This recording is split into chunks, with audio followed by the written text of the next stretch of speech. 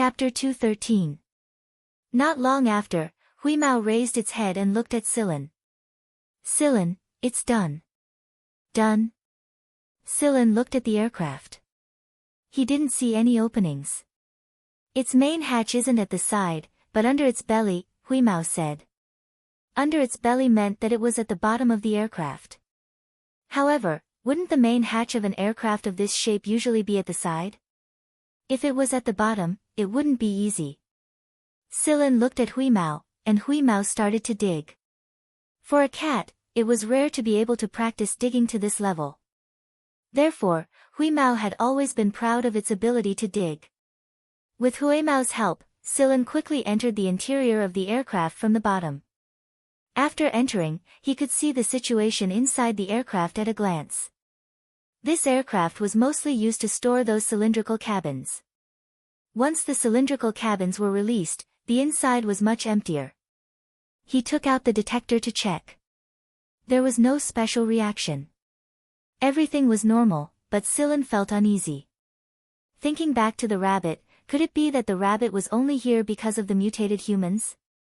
It was a pity that the rabbit couldn't speak. The gray cat circled around the spaceplane curiously and twitched its nose. There's a familiar smell. What smell? Silen couldn't smell it out. If someone had stayed here before and hadn't cleaned the place properly, Silen would definitely be able to smell it out. In other words, the people who stayed here had been cleaned up when they left. At this time, he couldn't help but admire Huimao's senses that were more sensitive than a detector. Huimao walked around the cabin again and determined a general route. It raised its paw and pointed at the places where there was a slight residual smell. There are many kinds of smells, but there's one that's very familiar. It's probably in these few places. If the smell had been cleaned at the same time, then the places where there was a faint residual smell should be the places where the person stayed for a long time, or the places where some liquid from the person's body dripped. Ah, I remember now. Huimao shouted, it's that. When we went to the level 1 prison, we smelled that stench. It was disgusting, like a rat. I killed a few of them, but I didn't eat them. They were so smelly and disgusting. After I killed them, they were sticky like a puddle of water. Something like a mouse. Was it as sticky as a puddle of water after being slapped to death? Wait, see if it's this one. Silen took out a small bottle from the scroll. At that time, he had collected some samples, but he had never analyzed it in depth. He didn't even get close to it. As soon as the bottle was opened, Huimao yelled, this is it. It's disgusting. Take it away. As expected. In that case, it was indeed not Azrael or someone from other forces, but Fog or Wuxia. That person. Silen remembered that he only brushed past that person at that time. He didn't do anything, but Silen could feel the haze in that person's heart. So, which side was that person from? Forget it for now, there was no time to think about that. Silen's uneasiness grew stronger. There must be something else in this aircraft. But Huimao didn't smell anything special. What could it be? Silen analyzed the places that Huimao had pointed out with the residual smell. Then, he walked through a few possible routes based on the results of the analysis, but he didn't find anything. There were still 3 possible paths left, and Silen was currently walking along one of them. This path would give him a certain amount of distance from where he had stopped. However, when Silen reached the intersection point of this distance, the intense feeling of unease grew even stronger. This is it. Silen didn't doubt his intuition. Wheeze, how many people have stayed in this area before? Silen pointed at the area and turned in a circle before asking the gray cat. Not many. Only one person stayed close, right there. Huimao walked over and raised his paw to pat the ground. That's it. You come over first, don't get too close. Silen walked over carefully and touched his finger to the cabin wall. Feeling the information transmitted from his finger, Silen finally knew the reason for the uneasiness. There was something mysterious about this cabin wall. There were weak radioactive elements inside, but this level of radioactivity wouldn't make the human body uncomfortable. Moreover, the cabin wall was made of anti-radiation material, so the detector couldn't detect the radioactivity inside at all. The radioactive materials placed here had obviously been carefully calculated. When the amount of radioactive materials decayed to a certain extent, a box inside the cabin would mutate. The contents of the box would flow out and fuse with the materials that had gone through the decaying process, forming a high-energy bomb. The power of this bomb could blow up a thick layer of skin on the ground in this area. If it exploded now, the people from the 6th Division and the Lovag beasts outside would be injured by the shockwave produced by the bomb. The few that could survive would be heavily injured. Sillin looked at the approximate time of the high-energy bomb's formation. There were still 10 minutes left. Instead of contacting the base from here, Sillin had only activated the communicator when he was outside. If he had activated the communicator directly from inside, Sillin didn't know if there would be other mysteries that would cause this high-energy bomb to form in advance. After a brief explanation of the situation here, Shotun immediately drove a large aircraft over personally. Now that the situation of the mutants on the battlefield had been suppressed, it would be over in 30 minutes. Therefore, Shotun didn't need to supervise the battle. He drove the aircraft over and cooperated with Sillin to transport the aircraft out of the planet. As the aircraft had sunk into the ground, it wasn't easy to pull it out. Therefore, a large area around it was dug up along with rocks and sand. The commotion here had obviously attracted everyone's attention. However, before the mutants were completely dealt with, they couldn't keep looking at the aircraft. Since Sillin and Shotun had done this, it meant that there was something wrong with the aircraft and they had no choice but to throw it out of the planet. Now, what the team members needed to do was to complete the mission of getting injured. The spaceplane Shotun was piloting extended 2 large pincers and clamped down on the foreign spaceplane, carefully transporting it out of the planet. After it flew out of the planet, it sped up and threw out a couple of thrusters to attach themselves to the large piece. The thrusters pushed the spaceplane far away while Sillin and Shotun piloted the spaceplane back. 10 minutes later, the flames of the explosion ignited. As they had been pushed out of the range of the explosion, the planet wasn't affected. Sillin explained the situation to Shotun, but Shotun didn't know much about the mist and wuxia, so he couldn't tell which side did it. However, one thing was for sure. This planet was being watched. Whether it was the mist or wuxia, these two forces were extremely dangerous. The strength of the 6th Division alone wasn't enough to go against them. Therefore, Shotun reported the situation to the A-Team. Not long after, the A-Team would send someone over to check on the situation of the stronghold. They would solve the problem together. By the time Sillin rushed out of the spaceplane, the situation on the battlefield was already very clear. Only a few mutants were still holding on, and they became the targets of the Lovags. The rest of the 6th B Squadron were watching the show from a distance. Unlike the previous Lovags, these Lovags didn't directly cut the mutants into pieces. Instead, they bit them and ate them. What's going on? Sillin walked over and asked. Carrie raised his chin and pointed at the Lovags who were looking at the last few mutants pitifully. He then turned to the last battlefield. It seems that the more the mutants split, the more the Lovags don't like them. It was like a bowl of soup. After drinking a little, water would be added to the original spot, and water would be added again. After a few times, the soup would be diluted, and the taste would definitely not be good. In the end, the remaining mutants were eaten, and the Lovags would lick the cells that had not split in time. This time, they were indeed full.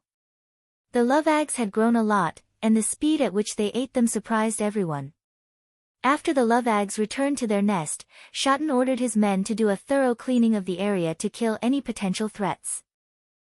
Although the matter was resolved, the crisis it brought made Shotun feel uneasy. He only felt better when the A-Team arrived. Sillin didn't know the people sent by the A-Team, but they were all veterans like Songba Leruo and the others. However, they didn't put on airs in front of Sillin. They called Sillin over to ask about the situation and didn't ask anything else. As for what the A-team discussed with Shoten after Silen's departure, Silen didn't know. He wasn't in the mood to know either.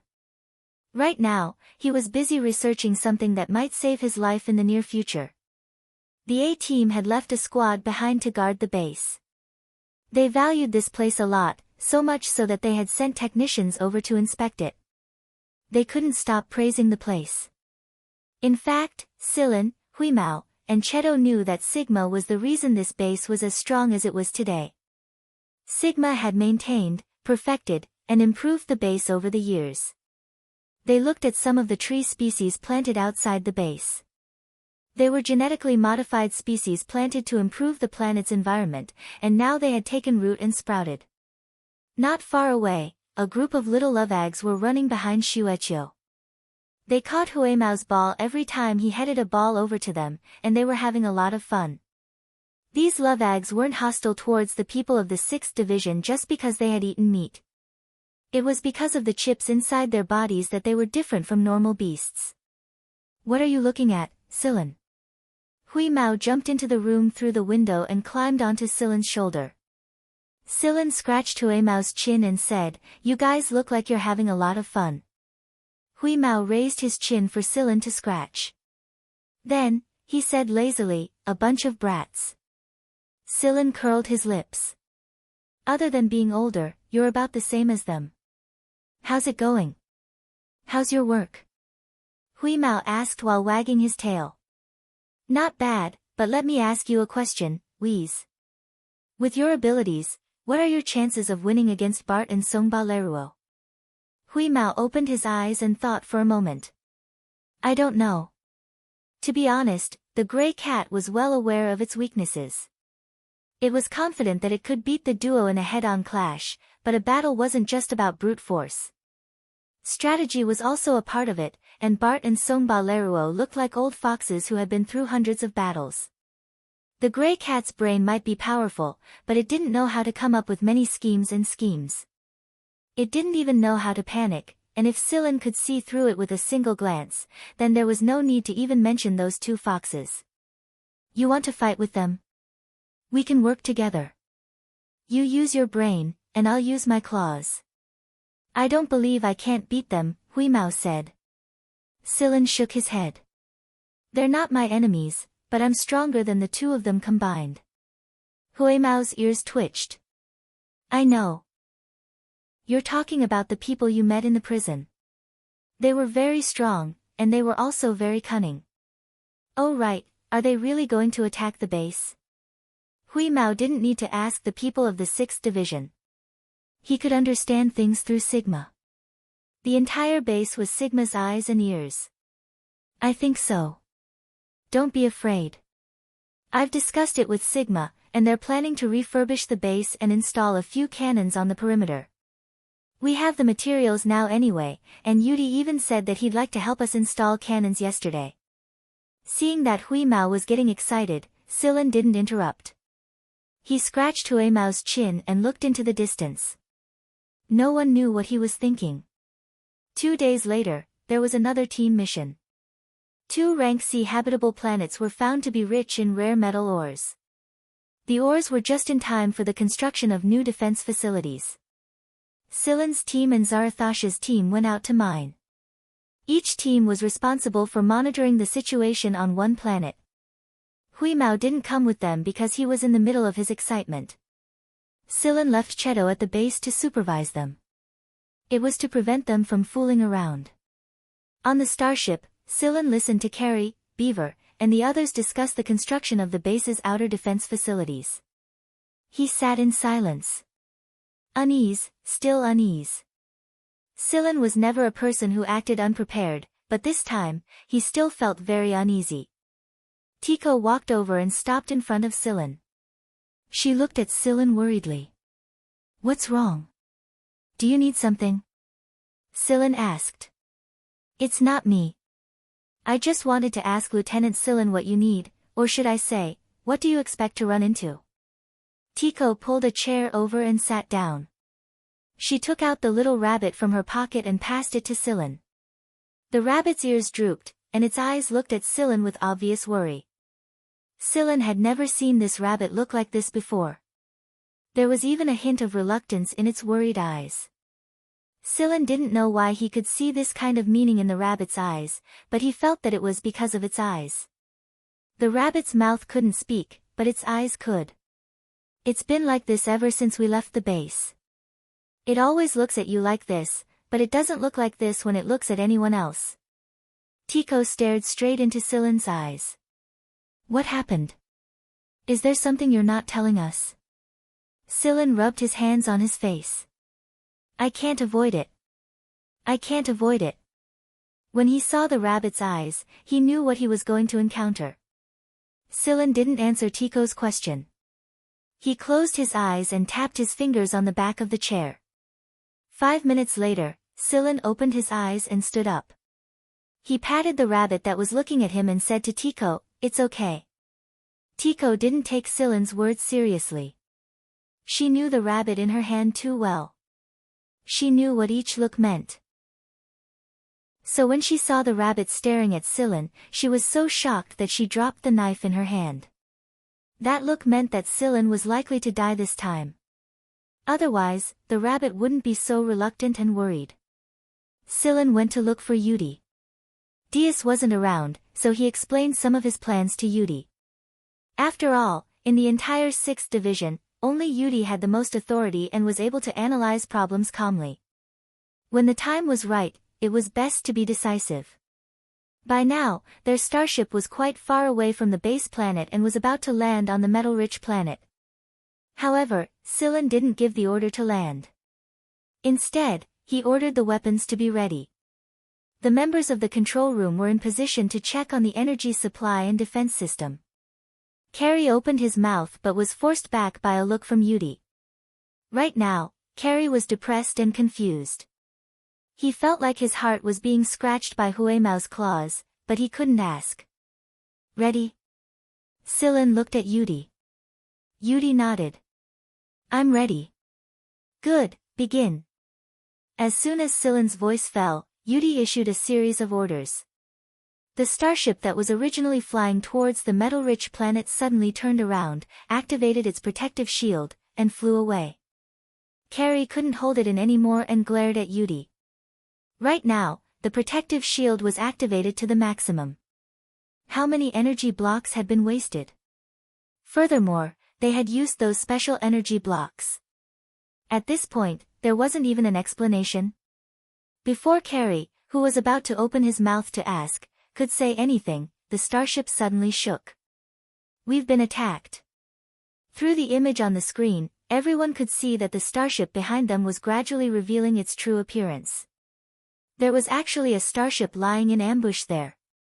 What was even more surprising was that the detectors and scanners on their starship didn't notice anything at all. The cannons on the starship behind them were all aimed at Scylla's starship. If it weren't for the protective shield, the starship would probably be half paralyzed by now. At the very least, it wouldn't be able to escape at such a speed. Who are they? Carrie asked. I want to know too. Scylla looked at the starship chasing after them and left the control room. Chapter 214. When he reached the door of the control room, Scylla turned around and said to the others, as the vice captain, I'm handing over the control of this starship and the command of this operation to Yudi. Although the hierarchy among the hunters was not as strict as the military, they still had to follow the rules at critical times. Otherwise, it would be a mess. Therefore, when the situation was serious, everyone would consciously follow the orders of the Supreme Commander. But now, when they heard Scylla say this, they were a little confused. Handing over control at the last minute? Why? Since Scylla had handed over the command to Yudi, they would have to follow Yudi's orders for the rest of the operation. It was obvious that the starship behind them was not to be trifled with. But Vice Captain. Carrie chased after him, ready to get to the bottom of it. But Scylla did not say anything. He pressed a button, and the door to the control room closed before Carrie could reach it. When Carrie opened the door again, Scylla had already taken the elevator to the spaceplane's parking lot. Scylla looked in the direction of the starship behind them. He could sense the person on that starship. They would meet sooner or later, but Scylla did not expect Osculos to come so soon. From the looks of it, the Fog or Wuxia's people must have cooperated with Osculos and attracted some of the military's attention. That was why Osculos was able to shake off the military and come to Scylla. After picking a small spaceplane and taking a few energy stones with him, Scylla quickly checked its weapons and equipment before flying out of the starship. Although the firepower of a small spaceplane was not as fierce as that of a large spaceplane, it was more agile. Large spaceplanes required too much firepower and were not suitable for a single person to control. On the starship behind them, that kid went out. The person who spoke was the person Scylla and Huimao had talked about not long ago. It was the person who had brushed past Scylla in the passage of the prison. Beside him was the woman with the blue blade that Scylla had met before. Osculo chuckled as he leisurely sipped on his recliner. He finished his drink, stood up, and walked out of the room. Not long after, an aircraft left the starship and chased after Scylla. Inside the starship of the 6th Division, everyone in the control room saw Scylla fly away from the starship. Tico and Yudi looked worriedly at the flying craft that was getting further and further away from them inside. Sigh, I say, what is Scylla thinking? Also, who are those people behind us? Carrie was almost going crazy. Now is not the time. Yudi turned to look at the main control panel in the control room. Do not slow down or land on a nearby planet. Raise the energy shield and activate the thrusters to the maximum. Return to the base at full speed. Scylla had told Yudi not to slow down or land on a nearby planet. It would be suicidal to stop and fight. That was why Yudi had ordered his team members to return at full speed. Otherwise, they would not be able to stop the people behind them. Carrie grabbed Yudi's collar and shouted, "Can't you fucking tell us why? Is it fun to keep everyone in the dark?" Fuck. Yudi looked at Carrie expressionlessly and pushed Carrie's hand away. I'm just completing the mission given to me by the vice captain and bringing everyone back to the base safely. What the fuck are you talking about? Carrie angrily kicked the chair beside his feet. The chair hit the wall and shattered into pieces. Bang bang bang. The attacks from behind were still fierce. Although the starship had an energy shield to protect it, the impact of the energy shield still caused it to sway. Fuck, who are they? Do we have to keep running back to the base like this? Carrie was not the only one who thought this way. Many others were thinking the same thing. It was too useless to return to the base in such a sorry state.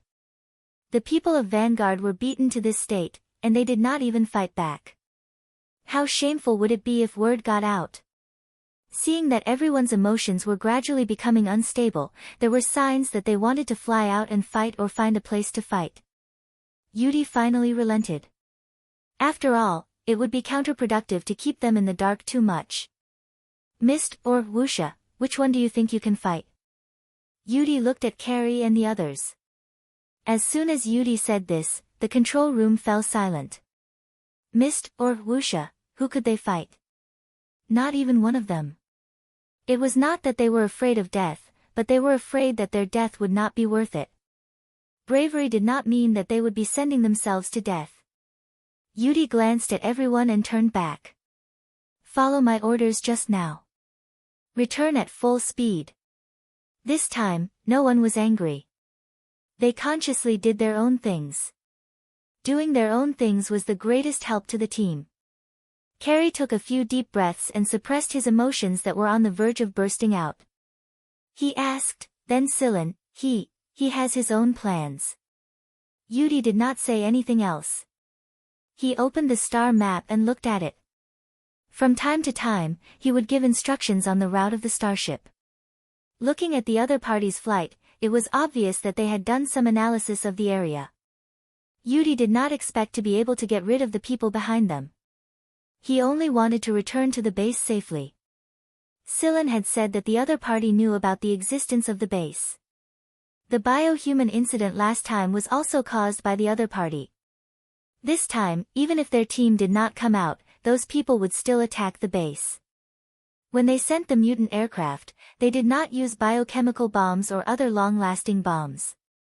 Instead, they only used ordinary high-energy bombs. It was for the sake of the base. When he answered Carrie's question, there was one thing that Yudi did not say. Star Hunter Osculos. A person of that level would be too much of a blow to the morale of the military. Just the mist and wuxia alone would put a lot of pressure on them. Adding Osculos to the mix, Yudi suspected that some people would be more passive. Therefore, even though Yudi could see that some people had questions about the aircraft, he only changed the topic. When Yudi first heard Silen's thoughts, he was shocked. No one knew why someone of Osculos's level would keep an eye on Silen.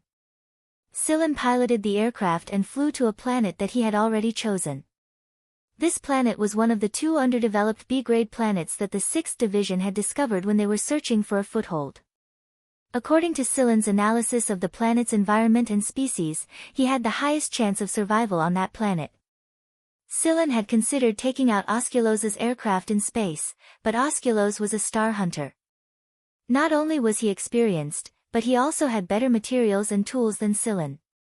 Although Silen used the special energy ore that he had discovered before, which could increase the defense of his energy shield by several levels, Osculos's energy shield had to be undamaged. Once he left Vanguard's territory, Silen's chances of turning the tables would be even slimmer. Therefore, when he was simulating the route, Silen decisively chose that planet. As long as he could buy some time, Huimao and the others would come to his aid. By then, Silen's life would be spared. After all, Osculos was still alone in this place. As Silen calculated his next course of action, he dodged the attacks from Osculos's aircraft. That being said, the spaceplane's attack was nothing more than Osculos's amusement. He wasn't counting on it to destroy Silen's spaceplane, not to mention that he wasn't expecting it to. Although he did not plan to kill Silen in space this way, Osculos did not want Silen to run too far away.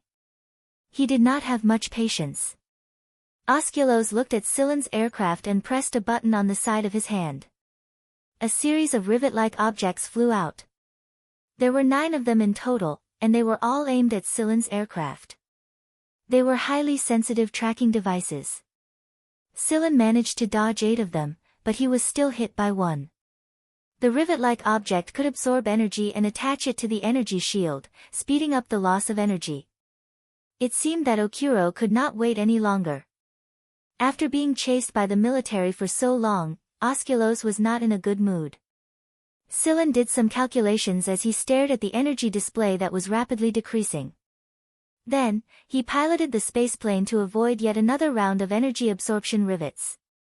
Finally, he saw the planet. Silen was about to adjust the controls and land when there was a sudden boom. 2 more rivets were attached to the aircraft. At this rate of energy loss, there was no way Silen could reach the desired landing spot. Han Shao landed the aircraft in a forest with great difficulty. He had no idea how many branches the aircraft had scraped off, but the tree branches shook the aircraft violently. Before the aircraft came to a complete stop, Silen jumped out of the emergency hatch and ran into the forest. Osculos's aircraft landed on a high ground next to the forest. The hatch opened, and Osculos walked out of the aircraft. He was still in the same outfit that Silen had first seen him in. Looking at the forest and the aircraft that had just stopped, Osculos jumped down. He was falling from a cliff that was more than 500 meters high, but he did not seem to be falling freely. Osculos looked in the direction of the forest and waved his hand. His footsteps changed. His speed did not change, but his direction changed. He followed Osculos's footsteps and landed in that direction. Celine, who was running, felt a wave of telekinesis that was rushing towards him at high speed. Silen had only ever felt a wave of telekinesis like this from Gaydar. It was too fast. Silen had already pushed his speed to the limit, but the people behind him were quickly closing the distance between them. No wonder Gaydar had said that escaping from Osculos would be difficult. Sensing the rapidly closing distance, Silen pulled out his gun, but before he could turn the gun, the barrel was snapped in half. Silen felt like he had been punched by a giant fist. He slammed into the stone wall behind him, and his whole body sunk into it. Before Celine could react, he was grabbed by the neck and dragged out of the stone wall. His feet left the ground. Osculos grabbed Celine's neck and lifted him up. He looked at the bleeding head and body of Celine and said slowly, "I'm sorry to have kept you alive for so long." Bang! Celine was smashed again, but this time, he was not smashed into the stone wall. Instead, he was forced into the ground. Celine's physical fitness was pretty good. Many A-rank combatants could not compare to Celine's physical strength. However, even with such a strong body, Osculos had managed to shatter many of his bones with just one hit, and his muscles looked like they had been forcefully torn apart. Osculos was obviously very experienced. He knew which bones to break and which could incapacitate a person. Gaydar had also said that Osculos was a person who liked to torture and kill. Celine listened to the sound of his bones being crushed, but the immense pain did not stop Celine's train of thought. In fact, every time the chip was activated, the pain was no better than when his bones were crushed. When Osculos crushed someone's bones, he would make sure to preserve the nerves so that they could better transmit the sensation of pain. "You don't seem to mind this level of pain," Osculos said slowly. Osculo was very dissatisfied with the fact that Celine did not scream in pain. A thin knife about the width of a finger protruded from Osculos's wrist. "Actually, I really hate Gaydar. He wants to replace me, but he never does it himself. He likes to use other people to deal with me. What I don't understand is that with the style of that old faker, Zada, he would waste his energy on you this time and let me be pestered by the military for so long. Tell me, how am I going to repay this debt?" Osculos spoke like he was meeting an old friend, but he was swinging his knife at Celine. Inside the 6th Division's base, Hui Mao and Sigma were arguing about a design, and Shueqiu had joined in and pointed at them. Cheto didn't have the time to interrupt them at all. However, Hui Mao suddenly froze. Every hair on his body stood on end, and his eyes became as deep as a whirlpool in the ocean. Sigma, who was still explaining its reasons, suddenly stopped talking when it noticed Hui Mao's abnormality. Beside them, Shueqiu and the Miantuan backed away in unison. They felt like something was wrong with Hui Mao right now. It was as if he was about to start a massacre at any moment. The instincts of animals were very sensitive. The small Lovaga beasts that had been jumping around suddenly left the area and sought refuge with the big Lovaga beasts. It was at this moment Yudi's starship finally arrived at the base planet. Alarms blared all over the base, and everyone quickly entered combat mode. This time, however, the Lovags didn't come out. Instead, they hid inside their nests. The little Lovags trembled uncontrollably and squeezed themselves against the big Lovags as if it gave them a sense of security. Since they were prepared beforehand, they moved quickly and efficiently. Shoten ordered his men to cover Yudi's landing and attack the starship at the same time. They absolutely couldn't let them land here. Fortunately, the starship didn't try to force its way in. It simply circled around the perimeter. When Yudi's group finally landed safely, Carrie immediately told Shoten about Celine's situation. "Captain, hurry up and send reinforcements to Celine. Otherwise, he'll be in trouble if he's alone." Carrie volunteered to join the rescue team. Shoten looked at Yudi. What did Celine mean? Yudi took a deep breath and tried to calm himself down. He meant that he should leave first, and then we'll send reinforcements. Shoten clearly thought deeper than Carrie. Who's chasing Celine? It's Osculos. Who's Osculos? Carrie was confused. However, Shoten and the other members of the A-team almost jumped up. What? Osculos? Are you sure? It's that guy. Shoten pointed above his head. Everyone knew who Shoten was referring to by that guy. Yudi nodded. That's what Celine said. Why would Osculos have his eyes on Celine? That shouldn't be the case. Osculos has always had high standards. Someone from the A-team mumbled. When Yudi heard this, he wanted to kick the person out of the team. Captain, Now's not the time to talk about this. Hurry up and form a rescue team. I'm afraid Scylla will be in trouble if we don't, Yudi urged. Hey, who is this Osculos you're talking about? Carrie was still confused. Another member of the A-team explained, Osculos is the most unique and twisted lone hunter in the 6 stars of Hunt. If it was a lone hunter, then Carrie definitely knew about the oddities among the star hunters. However, the name Osculos did not appeal to Carrie. What? Carrie was taken aback for a moment before he grabbed Yudi and lifted him up. He roared, why the fuck didn't you tell me earlier? He's going to die. Carrie and Yudi both volunteered to join the rescue team. Although the people from the A-team looked at them with disdain, the two of them ignored them. The problem was that a few old guys were still trying to figure out the cause of the incident. Damn it, don't you think you deserve to be ignored just because you're from the A-team? You're just taking advantage of your seniority. If you have the time to figure out the cause of the incident, why don't you just go and save him? Xiao Shang and the others from the 6th Division also wanted to join the rescue team, but Shoten refused. Since they were going to face Osculos, the most suitable people to join the rescue team were the A-team. Even if the B-team went, they wouldn't be of much help. While Shoten was commanding the starships wandering outside the planet and setting up a rescue team, a large hole was broken open from the inside out of the base. At first, Shoten thought that the base was under attack, but when he saw Hui Mao in his metal form, he told his men to put away their guns and not fire at him. Hui Mao let out a loud roar after he jumped out of the hole, and the sound waves almost knocked out the people around him. Thankfully, the sound waves weren't directed at them. They would have died a long time ago if they were. Hui Mao's roar was directed at the starship that was circling around the planet. After the roar, all the surveillance screens on the starship turned garbled. When they finally recovered, Hui Mao let out another roar. This time, however, a beam of white light shot out of Hui Mao's mouth and headed straight for the starship. The energy shield that was originally protecting the starship was pierced by this beam of white light, and a large hole appeared in it. However, it was clear that Hui Mao wasn't planning to waste time with them. A pilotless spaceplane flew out of the base on its own. A figure flashed by and landed next to the spaceplane in just a couple of jumps. No ordinary person possessed that kind of jumping ability. After Cheto entered the spaceplane, Hui Mao jumped into it as well. Chapter 215. Neither Cheto nor Hui Mao touched the control panel, but the spaceplane started on its own.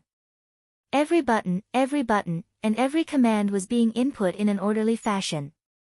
It was the result of Hui Mao's control.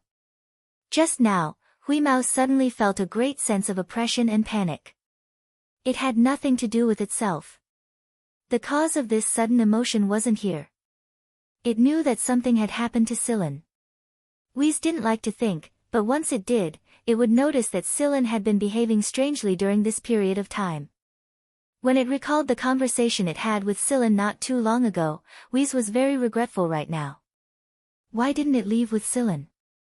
Why did it build this stupid cannon instead? Cheto sensed Hui Mao's abnormality and learned the reason why Hui Mao was behaving like this through the communication method unique to machines. That was why he decided to go with Hui Mao without hesitation. Although Hui Mao wanted to destroy the invading starship as much as he could, he was in a hurry to find Scylla. Never mind, I'll let these bastards go for now. Under the watchful eyes of the 6th Division and the invading starship, Hui Mao's spaceplane left the planet in no time at all. In fact, it didn't even bother to look at the invading starship. Something must have happened to Scylla. That cat and Scylla are connected, Diaz said worriedly. Then send some reinforcements right away. The remaining people on the starship should be enough to deal with it. Shoten turned around and went to make the necessary arrangements.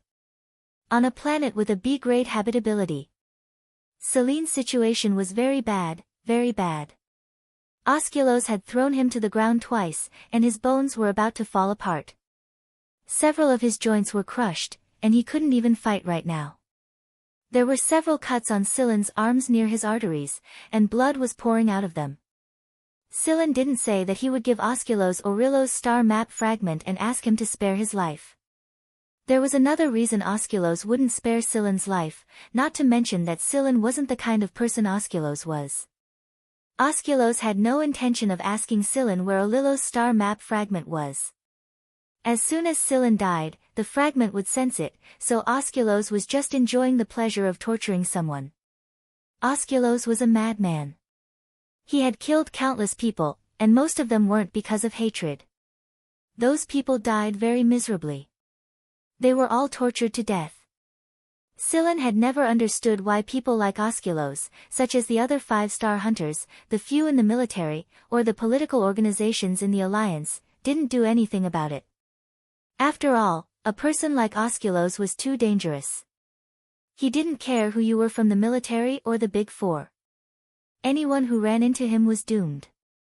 No one could guarantee that something like this wouldn't happen to one of their own, let alone a ticking time bomb like him. That was why Scylla and Cheto had worked together to hack into some databases. They hacked into the databases of the military and the Big Four, as well as the core databases of other important organizations. Although they didn't get any direct information, Scylla came to a conclusion based on the bits and pieces of information they got. There were some violent organizations behind Osculos.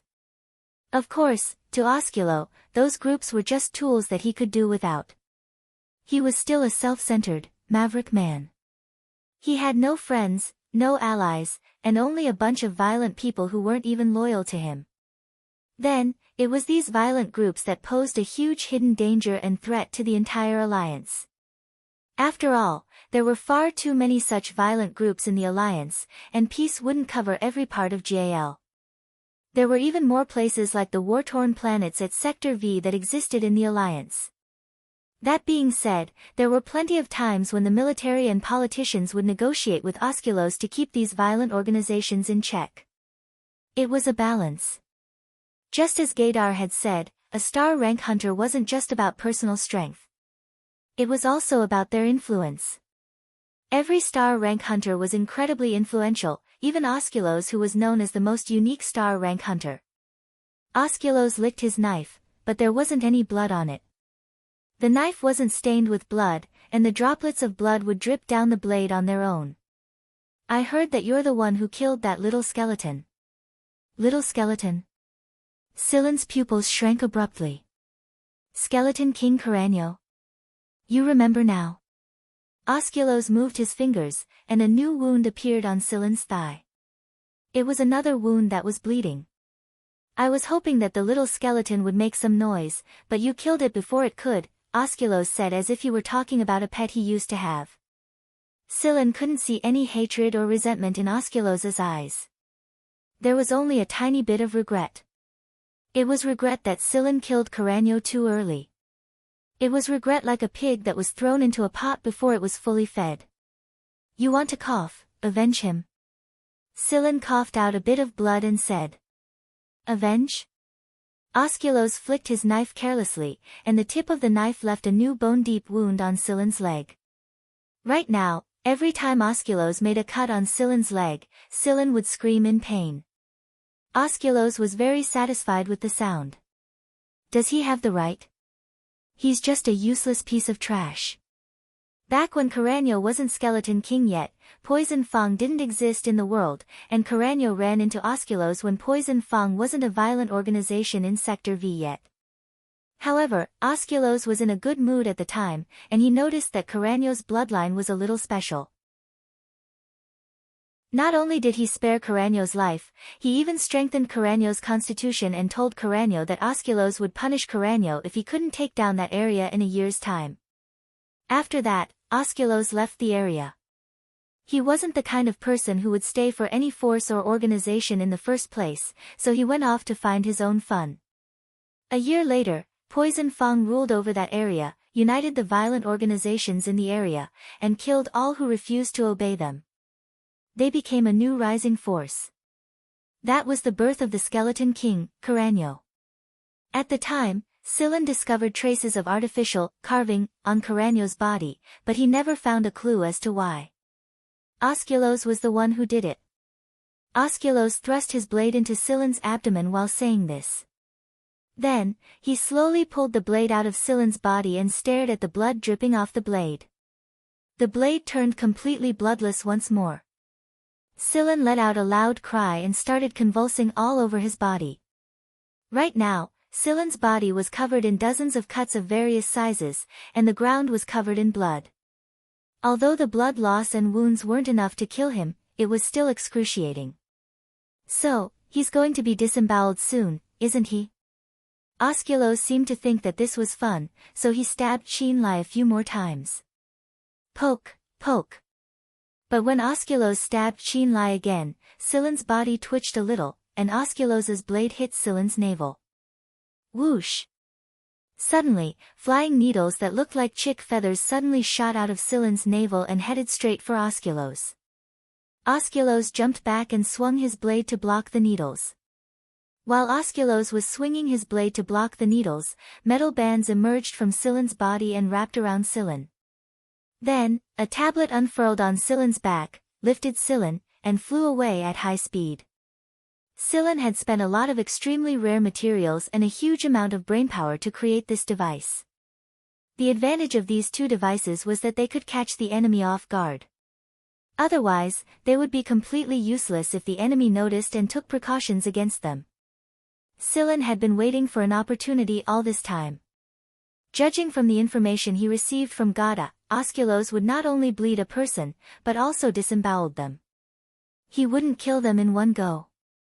That was why Silen had set up the needle device on Qinlai's abdomen. With Osculos's abilities, Silen wouldn't be able to activate the device with his weak telekinesis, nor would he have the chance to activate it manually. Therefore, it would be best if Osculos activated the device himself. Silen's painful wails and spasms were just a ploy to numb Osculos. Plus, Silen was nothing in Osculos' eyes. Plus, Silen's joints were crushed by Osculos, and Silen was cut so many times. That was why Osculos was a bit careless at the time. When the knife went down, Silen pretended to be panicked and in pain, so that the tip of Osculos' blade could just touch the device's mechanism. The most important thing for a person was to know their own limits. Silen knew that he would be caught by Osculos. If he wanted to attack this star hunter, he had to get very close to him to have a real chance of injuring him. Given Osculos's way of doing things, he wouldn't let his guard down unless he was allowed to stab him. Moreover, Silen was sure that Osculos wouldn't stab Silen's vital organs. He wouldn't even hurt his internal organs. It would only make Silen bleed a little more. After all, Osculos's hobby was to torture people. The reason Silen endured the cuts was to lower Osculos's guard as much as possible. He ordered Osculos to slash him a few more times while calculating the best time to act. Every part of this series of actions had been carefully calculated by Silen, and he had rehearsed it many times in his mind. The metal plate quickly carried Silen away from Osculos. Osculos, who had blocked the flying needles, looked at the holes on the ground and the edges of his clothes that had been corroded by the flying needles. With a flick of his wrist, he swung the knife twice in the air, shaking off the corrosive smell. Then, with a wave of his hand, a hoverboard flew to Osculos's feet. Osculos hopped on the hoverboard and chased after Silen. While Selene was being carried away, he did not stay idle. Instead, he looked at the surrounding terrain and environment. When he saw a forest, his eyes lit up with joy. That place was not far from the place he had expected. Silen took something out of his ring and tossed it into the air. Then, he put on his protective mask. When the thing flew into the air, there was a loud explosion. For a moment, 100,000 square kilometers of the sky was covered in smoke. It created a heavy smog that severely affected vision. Osculos, who was chasing after him, didn't expect Silen to do something like this. Although he had encountered some small fries who threw smoke bombs before, Silen's smoke bomb was a little too big, wasn't it? If one looked from outside the planet, the entire area would be covered in smoke. It was too big for Osculos to disperse in a short amount of time.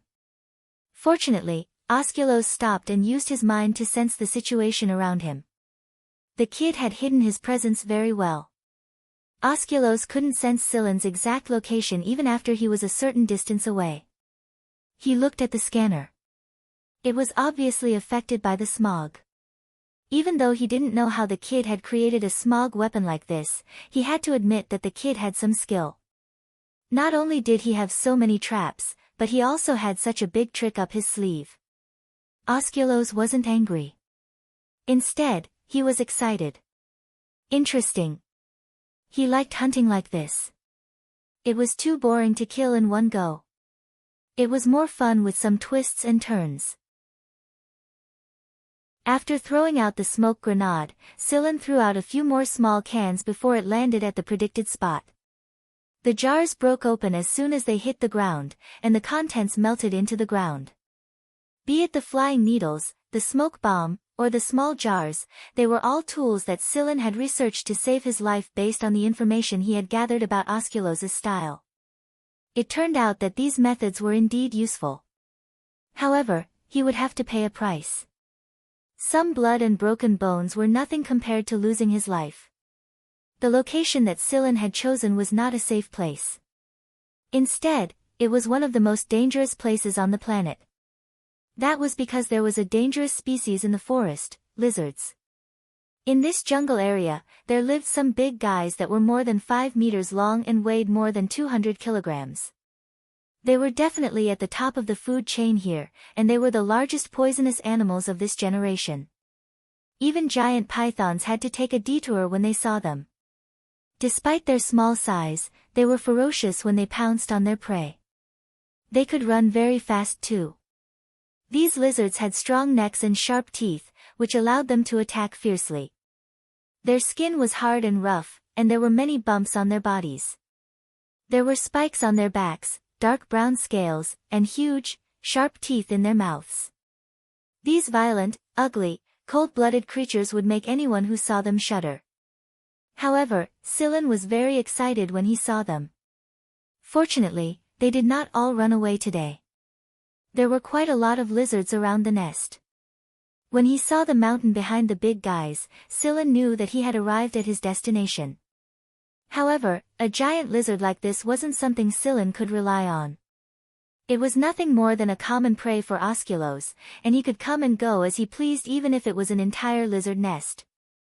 Therefore, Silen would add something special to them. Silen used all his energy to heal one of his arms. Now, it could hold a gun steadily. Silen took out a modified gun and controlled the direction of the metal plate. At the same time, the gun in his hand also fired multiple shots. The first shot hit the side of a lizard's mouth. The bullet exploded into pieces when it hit its thick skin. Some liquid flowed out of the broken bullet. The lizard growled angrily when it sensed that it had been attacked. Their cries were very hoarse and sounded very strange, giving people a creepy feeling. Silen's shot had missed. The wound on his arm still affected him, but he quickly adjusted. The second bullet went straight into the lizard's mouth as it screamed. When one lizard screamed angrily, the other lizards opened their mouths to scream as well. This was communication between them. Silen's next few shots went straight into the mouths of the screaming lizards. However, there were two that Silen could not find a chance to shoot at. The giant iguanas hissed as they chased after Silen. In reality, some of the giant iguanas did not need to crawl over. They only needed to stand guard, and Silen would go over. This was because Silen's target was the cave, the giant iguana's nest. At the entrance of the cave, there were 6 or 7 lizards lying there. They looked at Silen with cold and ferocious eyes, and their tongues flicked from time to time. Silen controlled the direction of the metal plate to avoid the lizard's big claws. If he was hit by those big claws, Silen would definitely die on the spot. A big claw grabbed over, and Silen controlled the metal plate to dodge. The big claw only grabbed the edge of the metal plate, leaving a mark. Silen had analyzed the attack power of these big guys' claws. They were quite powerful, which was also one of the reasons he chose these lizards. Feeling the stench from the lizard's mouth, Silen fired while controlling the metal plate to fly into the lizard's nest through the gap between the 2 lizards at the cave entrance. After entering, Sillin immediately sprayed some potions on himself. These potions could conceal his scent, which was very similar to the surrounding lizards. At the same time, Sillin pressed a button on the metal plate. Then, Sillin, along with the metal plate, gradually disappeared. Of course, he wasn't actually vanishing. He was just turning invisible and distorting the air around him to confuse his vision. Moreover, he had lowered his body temperature to match his surroundings. This way, it didn't matter if the lizards were looking at him through heat or light reflection, they wouldn't be able to detect him easily. The wound had already been sealed with a liquid spray film, so the blood would not flow out again. Therefore, Sillin, who had already treated the wound, stayed quietly inside the lizard's nest. He watched the giant lizard run inside angrily, then crawl out again. He breathed carefully through his mask. Sometimes, even the slightest abnormal breathing could alert these big guys. Pa-la. Pa-la pa-la. The sound of raindrops hitting the leaves could be heard outside. This sound was like the sound of nature to Sillin. The rain of this generation had always been unpredictable and unpredictable. It came and went abruptly. But now, Celine looked at the falling rain outside and the corner of her lips curled into a smile. Although he had calculated that it would rain every day in this area, he could not calculate the time of day. Timely rain. Chapter 2:16. In the jungle, after every rain, there would always be new characters that stood out. Perhaps they were just unknown at first, but they would gradually improve and then amaze the world with a single brilliant feat. The increasingly heavy rain washed away the haze in the air, and the raindrops fell to the ground along with the suspended particles in the air. The blurry scenery gradually became clearer. The giant lizards seemed to enjoy the rain today. They stayed outside and let the rain wash over them.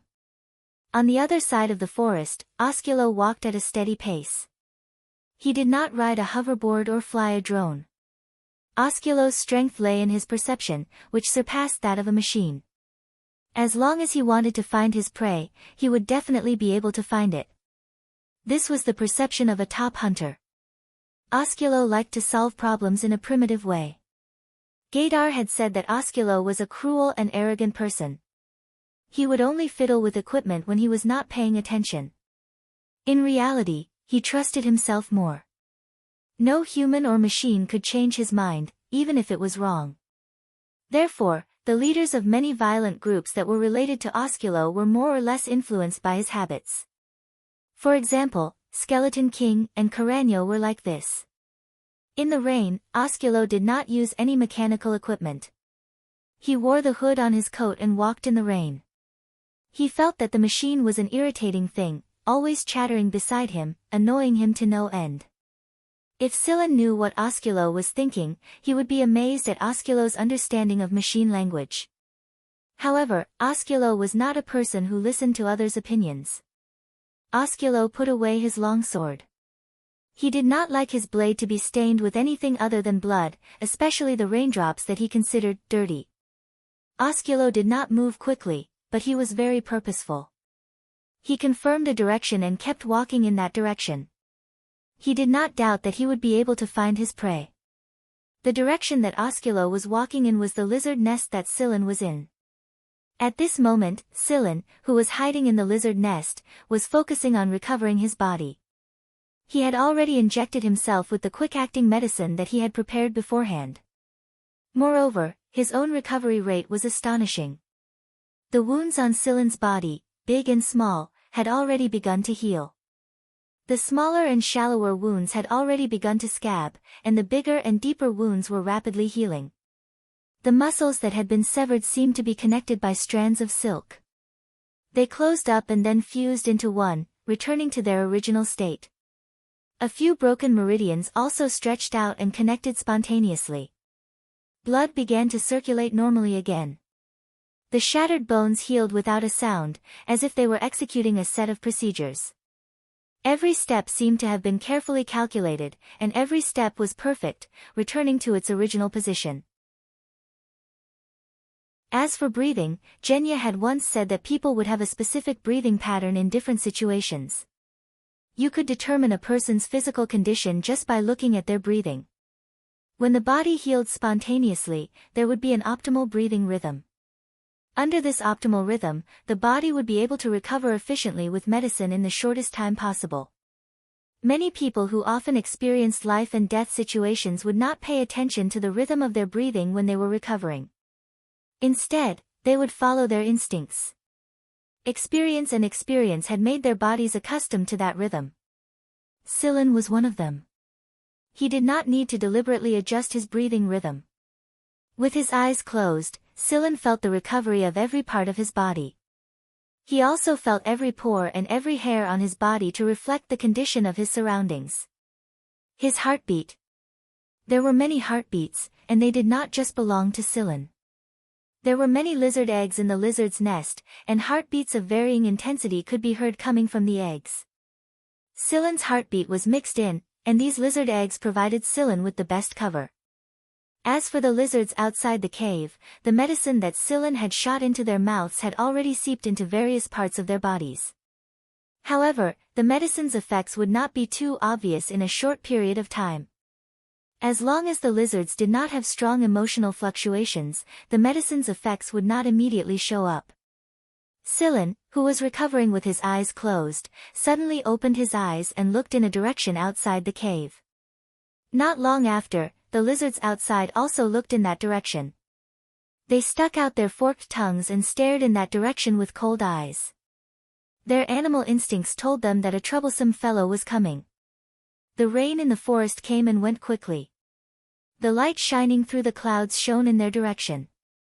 Tender sprouts had sprouted all the way from the forest to the grassland. It seemed to be full of life. A drop of water slid off a tender leaf and created a series of ripples in the puddle on the ground. A spider-like creature smaller than a sesame seed crawled down from the leaf and dragged a crystalline thread behind it. Shoo, shoo, shoo. A person slowly walked out of the shadows of the forest. It was Osculos. He did not hide his tracks or the sound of his footsteps. He liked the fear his prey showed when they heard his footsteps. Osculos faced the lizards. These ferocious-looking creatures were at most small prey in his eyes. He could kill them with a simple swing of his blade. Do you think you can escape from my blade by hiding in the holes of these little worms? Osculos chuckled. Although the laughter was very soft and not suppressed, it made people feel as if the sky was filled with blood. The lizard at the outermost edge crawled toward Osculos. As it crawled, it stuck out its tongue and swung its tail, turning the grass on the ground into dust. Osculos did not dodge when he saw the lizard crawling toward him. Instead, he watched the poor prey's movements with interest. The lizard moved faster and faster, its sharp claws splashing mud everywhere. When the lizard opened its mouth to bite Osculos with its sharp teeth, there was a flash of white light from the metal, and the lizard was split in half. Blood splashed out and mixed with the puddles on the ground that had not yet dried up. Silen closed his eyes again and focused on healing his wounds.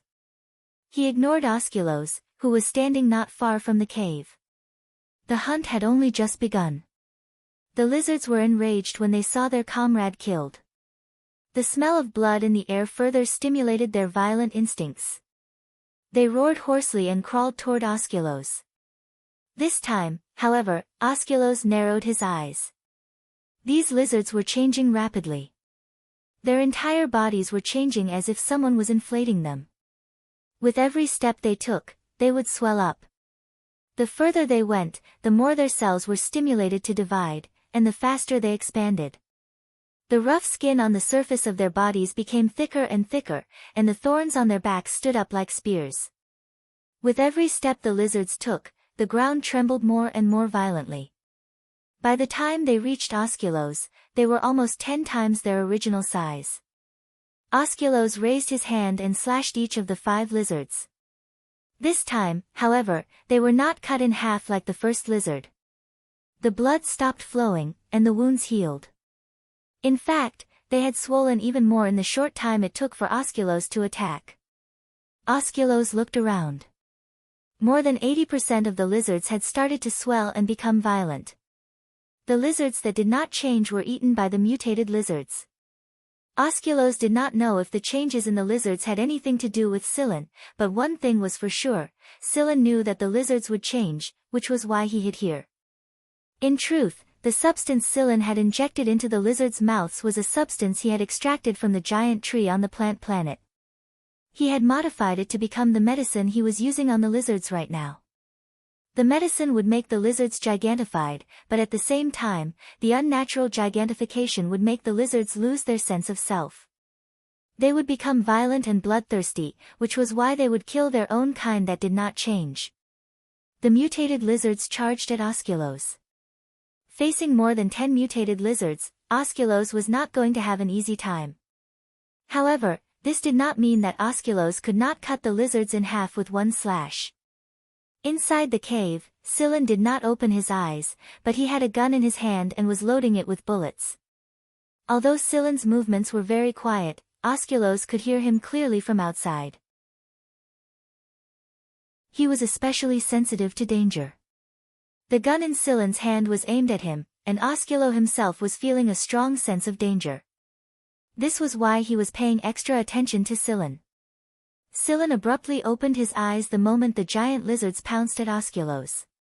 Then, he raised his gun and emptied every single bullet in it. The lizard cave was not a straight line.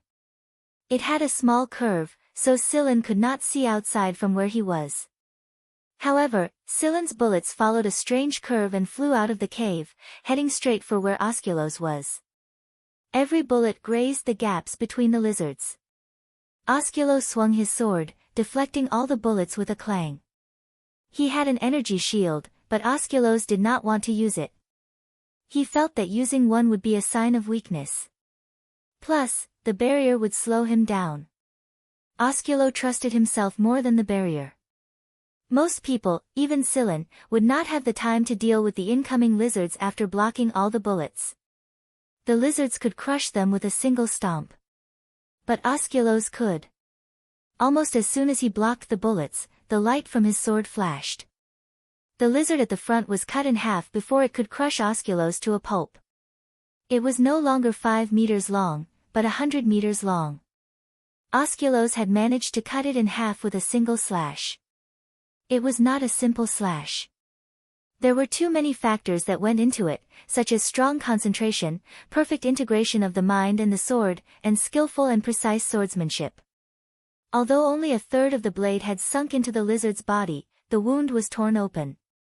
It was as if some powerful force had torn the lizard apart. The slash was so fast that it was impossible to see the shadow of the blade. All that could be seen was the lizard that had been cut in half. This was only the beginning. Before the lizards could react, they were cut in half. Even though they had thickened their skin and strengthened muscles and bones, they were just pitiful prey to Osculos's sword. The blood on the ground became thicker and thicker, and the stench of it spread. Osculos, who was immersed in the excitement of the blade cutting through flesh, did not notice that the grass around him had begun to grow crazily, and they were also heading in his direction. In the air, thin threads floated in the wind. At one end of the threads were tiny spiders the size of sesame seeds. Some of these spiders landed on the ground, while others landed on Osculos's body. The ones that landed on the ground also crawled in Osculos's direction. The dozen mutated lizards had been cut down in less than a breath's time. The giant lizard on the ground was still twitching, and blood kept flowing out. Osculos was about to go look for Scylla after he was done with the giant lizard, but he suddenly stopped and looked around vigilantly. Whoosh whoosh whoosh.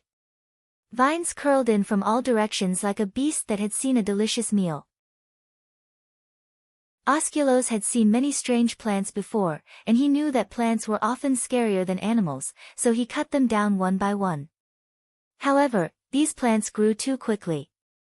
It seemed that as long as he did not uproot them, they would continue to grow. Osculos slashed at the vines again and again, lifting them up along with the soil. However, unlike the plants he had seen before, these vines didn't stop growing after they left the soil. Even when they were lifted into the air, they didn't stop growing. When they landed on the ground, their roots quickly grew back, and the vines that were chopped off would grow into a few more plants after they landed on the ground. One of the vines that had fallen on the lizard that had been cut in half quickly took root in the carcass and grew madly. Osculos swung his sword and cut down the vines that came at him while looking for a chance to kill the kid hiding in the cave. Just then, a sound came from inside the cave. Osculos also sensed that Scylla was heading toward the cave. Is that kid trying to sneak up on me? It was not that Osculos looked down on Scylla, but he looked down on everyone other than star hunters and heavenly edict warriors. To him, this little bastard was just a young man who had not seen much of the world and had not been through many life and death situations. Although Osculos looked down on Scylla, he still spared some of his attention to observe Scylla's movements while chopping down the wildly growing vines. The moment Scylla walked out of the cave, Osculos abruptly spun around and swung his blade at Scylla. He was incredibly fast, but Scylla was prepared for it. He activated the energy shield around his body. However, the shield was broken almost as soon as it was activated. The fact that Osculos's sword was able to break through an energy shield activated by a special energy block without being damaged showed how good the material was. Although the shield was broken, it still slowed down Osculos's movements. Scylla used this time to fire another round of fiber needles. When Osculos returned to block the needles, Scylla gave him a slash. It did not hit Osculos's vitals, and Scylla could not find the right time to do so, so he had to settle for the next best thing. Osculos's arm was cut, but Scylla's waist was also injured. The old wound had not yet healed, and now there was a new one. The wound on Scylla's waist did not slow him down in the slightest. He swiftly ran away from that place. After blocking the needles, Osculos turned around and cut down the vines that were chasing him. Then, he ran after Scylla in a flash. Just as Osculos's sword was about to reach Scylla's back, Osculos suddenly felt dizzy. After all, he was an experienced fighter. He quickly noticed that something was wrong with his body, as well as the things that had burrowed into his body. He had always thought that they were just spiders in the forest. He did not expect them to be parasites, and parasites that secrete poisonous substances at that. Osculos stopped attacking Scylla first. He knew all too well how powerful these little things were, so he began to mobilize his muscles and even his internal organs. The sudden tightening of his muscles crushed the parasites to death. Scylla, who had not gotten far, was shocked to see this. Until now, Scylla had only seen Osculos do something like this. Other people could not even stop the parasites from moving, much less kill them. He might be able to kill the parasites, but could he resist the poisonous substances that the parasites secrete? The parasites were not living creatures. They preferred dead bodies. Therefore, when they chose a suitable host, they would kill the living host and then absorb the substances needed for their growth at this stage from the dead host. This substance would only be produced when the host was in the process of decay. There were some on the lizard as well, but the lizard was competing with the vines for nutrients, so the most attractive parasite in this area was Osculos. Compared to viruses, the parasites had independent thought processes. These parasites were one of the parasites that Bart had given to Scylla. Scylla had modified the parasites' genes a little to create them. The parasites secreted venom that could quickly lower the host's blood pressure and prevent the blood from clotting. Normal hosts, even those with rank A genotypes, would pass out before they could even struggle. After that, the host would bleed for hours until they died. Ordinary wounds wouldn't be like this. Ordinary wounds would stop bleeding very quickly. Osculos could clearly feel that his spirit was not as focused as before. The wound that Scylla had left on his body had not healed immediately, and it was still bleeding. The vines around him pounced on him again. Scylla did not dare to run too far away. If he ran out of this area, he would have nothing to rely on. The other areas did not have this many vines, nor did they have such a good environment for them to grow. Osculos could not wait for Scylla to leave this place, so Scylla would not let him do as he wished. He jumped between the vines, using the dead lizards and the vines as cover. Whenever he found an opportunity, he would shoot his fiber needles at Osculos and cause him trouble. Osculos was confused. Why did the vines not go after Scylla instead of him? There was no way he would believe that this had nothing to do with Scylla. Scylla admired Osculos's physique for being able to withstand the parasite's venom for so long. Osculos blocked the fiber needles that Scylla shot at him, but as the venom seeped into his body and more parasites floated over, he was under a lot of pressure. Unfortunately, Scylla was very slippery. He almost got hit a few times, but the kid still managed to slip past him. As for why the vines kept chasing after Osculos, the answer was something that Osculos would never have guessed.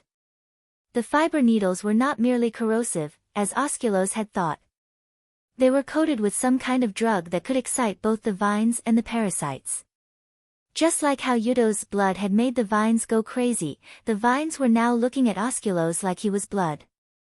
Even the blood of the lizards did not excite them as much as they did. These drugs had drained a lot of Scylla's energy and brain cells. Scylla had experimented with them before, and even Scylla's special body could not block the venom immediately. It would take him some time to expel the venom, which was why he was confident that he could use the parasites to deal with Osculos. Only when he was prepared would he have the confidence and the opportunity. Osculos kept using his knife to block the fiber needles, so the smell naturally lingered on the knife. As long as the knife was not corroded, the smell would not dissipate. Osculos did not like to use guns, because he could not use the same bullet to kill every trophy. Osculos liked his knife very much. He used it to harvest every trophy, letting the blood of each trophy drip across the blade. It was as if the life of the trophy had flowed from the blade to the tip of the knife, and then dropped to the ground. That was why Osculos was not going to put down his sword easily, nor was he going to wash it. He did not expect the vines and parasites to do something like this. The reason for all of this was because of his knife. He had to focus on 3 things at the same time. He had to avoid the vines, prevent the parasites from entering his brain and organs, and stop Scylla from jumping around. Osculos was not a person who liked to avoid things, so when he first encountered the vines, his first choice was to slash at them. Now, however, he was forced to avoid them. It had been a long time since Osculos had been this angry. He was now surrounded by a thick, murderous aura. A normal person would have retreated a long time ago, but 2 of the 3 creatures that Osculos was facing were not human. The only human he was facing was an anomaly. Right now, Scylla's goal was to stall for time. Osculos was very stubborn when it came to his prey, and he was still angry. He looked like he would not stop until he killed Scylla. "I'm not afraid of your anger, but I'm afraid you won't be angry." A person's thought process would be affected by anger. Still, Scylla had to admit that Osculos's attack power was incredible when he was enraged. The giant lizard's carcass had been destroyed in a single hit, but Scylla was lucky that he had dodged the attack in time. The only reason he hadn't turned into mincemeat was because they were blocking his path. That should be enough. While Scylla was dodging the vines, he took out a gun from his ring. It looked the same as the one he had used before, but the bullets were different. Osculos was regretting his decision. When did the parasites enter his body? That's right, back then, when the kid was hiding in the lizard cave and fiddling with the bullets, he deliberately released the sound for him to hear, so that he would be vigilant and pay more attention to the bullets, instead of the parasites that were drifting over. The parasites' toxins were too strong. Osculos's body could not withstand it, and the toxins were getting deeper and deeper. If this continued, he would die. If he could not finish off the kid in 2 minutes, Osculos would have to leave for now and go after Scylla after the toxins were removed. But Osculos did not want to give up. He was a star hunter, but he was forced to this extent by a nobody. If the military saw him like this, they would laugh at him. While Osculos was thinking, Scylla hid among the vines and fired at him again. 8 bullets flew at Osculos from 8 different directions, almost surrounding him. "You want me to retreat?" "I won't." Osculos's stubbornness led him to take the wrong step. Scylla had never fired 8 bullets in a row before, but Osculos did not think too much about it. He did not think about the difference between these 8 bullets and the ones before. He swung his sword and blocked all 8 bullets. However, when the knife came into contact with the bullets exploded. Even though the scale of the explosion was not that big, and it was only 5 meters away from Osculos, the shockwave from the explosion still affected Osculos quite a bit. Wounds appeared on his body from the explosions, and blood flowed out of them. Due to the parasite toxin's ability to dilate blood vessels and inhibit blood clotting, a lot of blood flowed out of the wounds even though they weren't that big. Osculos' blood had stimulated the vines, and they swarmed toward Lucian. Osculos was a human, not a steel beast. He knew where his limit was, and the new wounds allowed the poison to spread even further. Osculos had to spend time recuperating and expelling the poison from his body. The blood he had lost had also caused him to lose a lot of oxygen, and his movements were a lot slower than they had been before. Osculos cut down the vines that pounced at him with his sword. He stood there and looked at Scylla, who was jumping between the vines and the lizard's carcass. It felt like he was standing in an even colder place. Scylla saw the look in Osculos's eyes.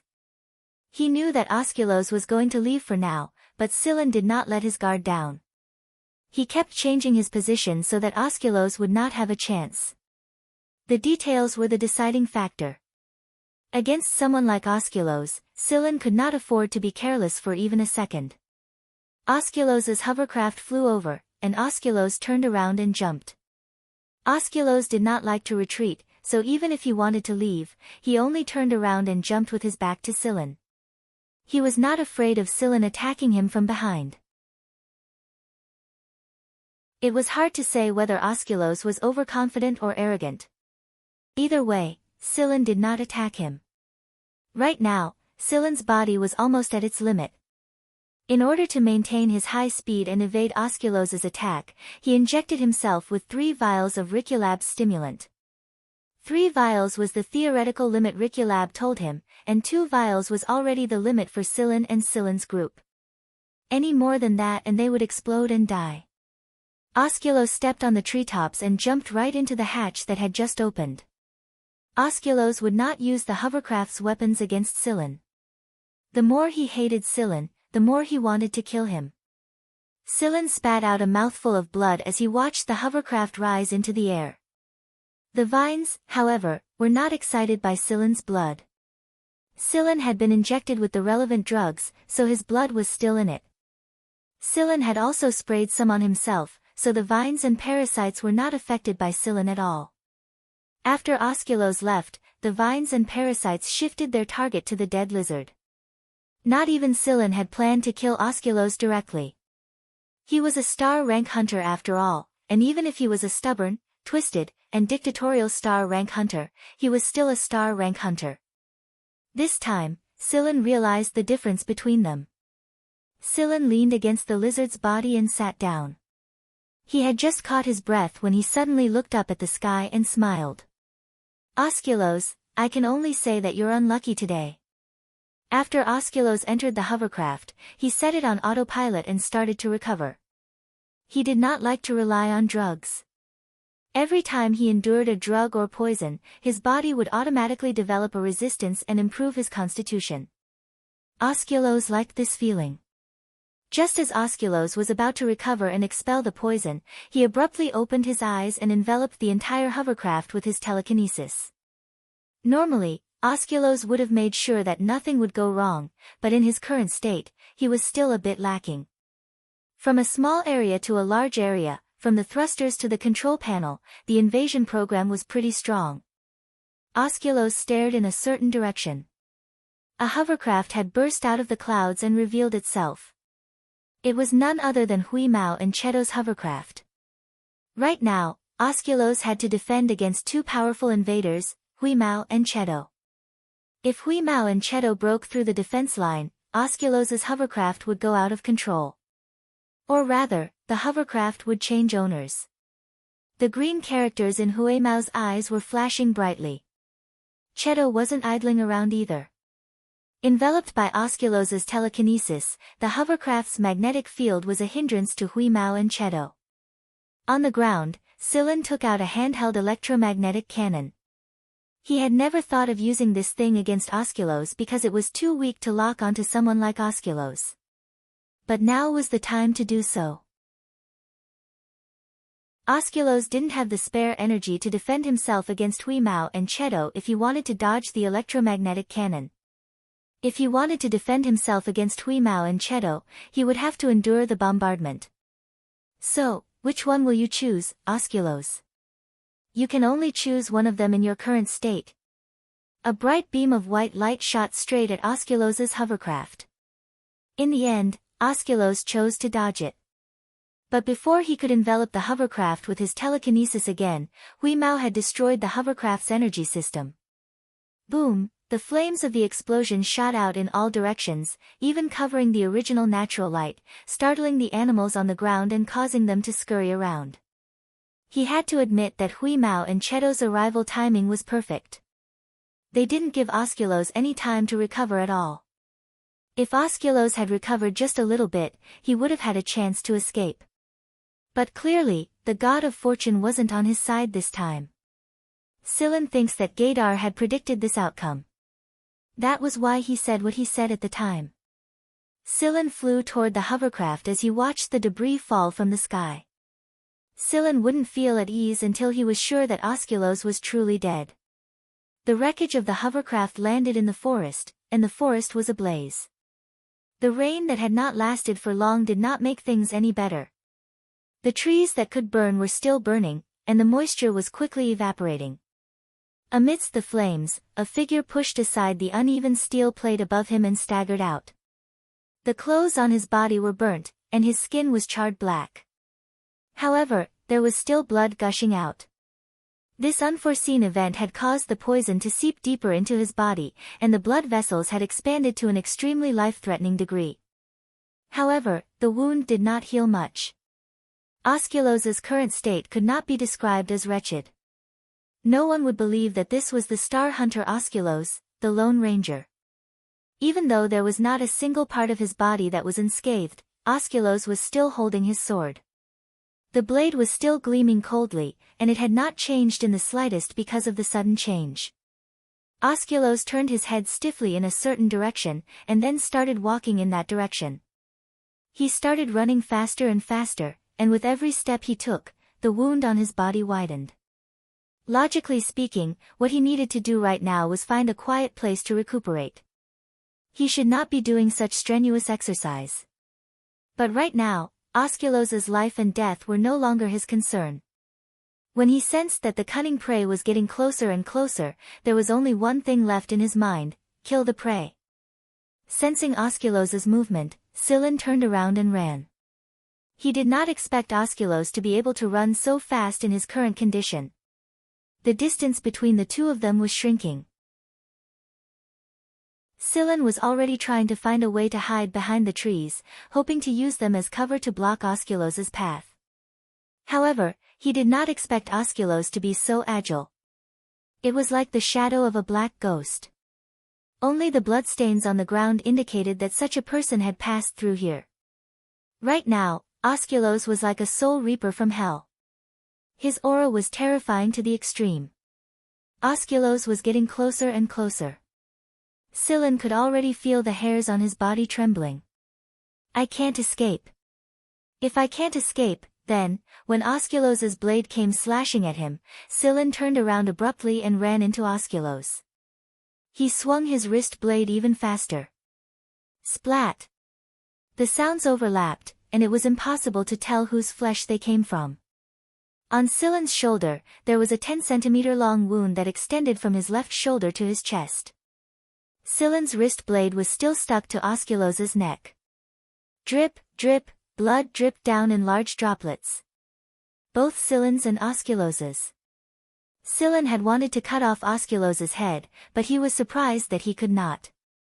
He had only managed to cut a small wound, and the blade was still stuck there. Fortunately, the artery had been severed. The flow of blood wasn't as intense as a normal person's anymore. Osculos's blood pressure was so low that he was close to death's door, but he still had the strength to chase after Sillin and stab him. A giant claw had penetrated Osculos's heart, and there were two hands on the blade. One belonged to Silen, and the other belonged to Cheto. Without Cheto's hand, the blade would have cut Silen in half already. If Huemao's claw hadn't penetrated Osculos's heart, he could have delivered another blow. It was a close shave, and every factor was critical. Splat! Huimao crushed Osculos's head with a single swipe. The headless Osculos was standing tall despite being stabbed in the heart. The blade in his hand trembled a little, but it didn't loosen its grip. It looked like he was going to stab Silen again. Osculos was a legend. He didn't rely on any force or organization, and he had fought his way to the top all by himself. More than half of the violent groups and underground organizations in the League of Stars had Osculos's shadow behind them. Or rather, Osculos was the one who created them and allowed them to usurp power from the older generation and become a special underground force in the League of Stars. However, Osculos had never stopped for a single person. He was a stubborn loner who brought blood and took it with him. A man like him was destined to die a tragic death in this era. Even if he didn't fall into Silen's hands today, he would one day fall into the hands of the military or the cunning politicians. Osculos's existence was to keep the leaders of the underground forces in check. They weren't afraid of the military or the 4 great hunter regiments. They were only afraid of one person, and that was Osculos. Once Osculos was gone, the entire underground force would descend into chaos. What would happen to the League of Stars then? Silen collapsed to the ground. Even though Osculos's final attack hadn't been complete, it had still dealt a heavy blow to Silen. If it was someone else who suffered such a wound, they would probably have died. Huimao kicked the headless Osculos aside and transformed back into his metallic form. Then, he ran up to Silen and circled him. "Are you alright, Silen? Are you going to die? Do you need some blood? Do you need?" Cheto sprayed some medicine on Silen's wound and stopped the bleeding first. "Alright, don't touch me for now. I'll recover on my own." After that, Silen closed his eyes and fell into a deep sleep. Huimao crouched down and looked at Silen. Then, he moved closer to Silen and pricked up his ears to listen to Silen's heartbeat and breathing. Then, his ears drooped. Things didn't look good. Whis suddenly remembered something and ran back to Osculos's side. Then, it turned around and ran back to where Osculos was. Osculos was still gripping his sword tightly in the same position as before. There was the sound of flesh being torn apart, followed by a burst of energy. Then, there was a loud bang, followed by Huemao's angry voice. "Meow meow. What kind of sword is that?" Chapter 217. Cheto was analyzing Osculos's tissue sample he snatched from Huemao's mouth when he heard Huemao's cry. There was a cat tooth lying next to him, and Huimao was running circles around it. Osculos had turned to ash, but the blade he left behind was still intact. Huimao clenched his teeth, but a moment of carelessness caused his own tooth to fall out. A blade that could break a cat's tooth had to be extraordinary. It had to be a very special blade. Cheto analyzed the blade for a moment, but he couldn't find a key element in it that wasn't recorded in his database. Cheto's body was made of a very special material, but this blade had almost severed his entire hand. Of course, he could reattach his hand very quickly even if it was severed. "Let's keep this blade until Silen wakes up." Cheto put the blade aside and continued analyzing Osculos's DNA. Osculos's genes were a lot better than a rank A, and several times stronger than an A+ constitution. His genes were a little similar to Silen's, but his DNA helix was different from other people's, and he didn't have a lot of silencing genes. Cheto analyzed Osculos's DNA sample before looking at Silen again. Right now, Silen's wounds were starting to heal. Maybe it was because of the severity of his injuries and the stimulant, but the healing speed was very slow. At the very least, his vital signs were stable. There was a starship parked not far away from Vanguard's assigned area. 2 people were sitting at a table in a room inside the starship. One of them looked relatively young, and he was playing with a yo-yo. He was watching the person opposite him flip the cards open and rearrange them. He didn't understand what they were doing, but it was interesting. Suddenly, the person opposite him put away all the cards on the table with a wave of his hand. Then, he pulled out the topmost card, put it on the table, and flipped it over.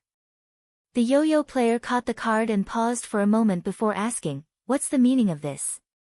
He didn't know what the patterns on the cards meant, but he had seen this card before. When this card appeared, an important person in the military had died. So who was it this time? Gaydar stared at the card and said indifferently, "Osculos." "Pa!" The yo-yo in the man's hand broke into pieces. With a shake of his hand, the man shook off the debris and asked seriously, "Are you serious?" Gaydar glanced at him. "When did I joke about this?" The man took a deep breath. "If this is true, congratulations. You will soon replace Osculos as one of the 6 stars of the hunt." For the sake of balance, there had to be a new star hunter. The 6 stars of hunting and the 4 heavenly edict generals were indispensable. Gaydar didn't seem happy about the man's words. That person continued, "Second, this is really good news. The League of Stars is going to be chaotic." Following that person's words, Gaydar's second card fell. Looking at the patterns on the card, Gaydar frowned. "How could this be?" "What do you mean?" the man asked curiously when he saw Gaydar frown. Gaydar didn't answer the question directly. Instead, he said to the man, "The shortcut can be activated." "This is great. I've been waiting for this for a long time." By the time Sillin woke up, it was already night time in this part of the planet. Cheto had parked his spaceplane nearby, but both he and Hui Mao were guarding Sillin. Seeing that Sillin had woken up, the gray cat happily came over and rubbed his ears. Then, it bent its paw and showed the fallen cat tooth to Sillin. "Sillin, that blade broke one of my teeth." Sillin sat up and stared at the blade Cheto was holding. He said, "This blade is very strange." Sillin then pried Hui Mao's mouth open and looked inside. New teeth grew out already. "Of course," Hui Mao said proudly.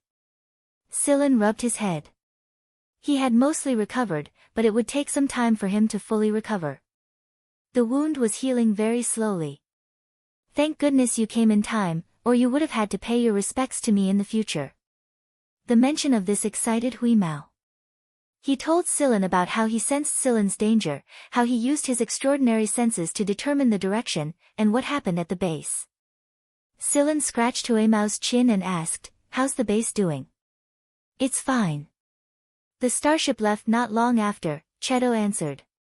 "Didn't you say there was a rescue team? Why haven't they shown up yet?" Sillin looked at the time. It had been 2 days since he fell unconscious. Cheto's eyes flashed. "I only told them that you're fine. But I didn't tell them your exact coordinates. No wonder the rescue team didn't see a single person." "That's fine too. Saves people the trouble of knowing what happened here." Sillin rose to his feet and put the blade back into his ring. Then, he looked around. It was night time, but Sillin could see his surroundings clearly thanks to the faint light of the spaceplane. "You destroyed Osculos's body. Did you not see the star map fragment?"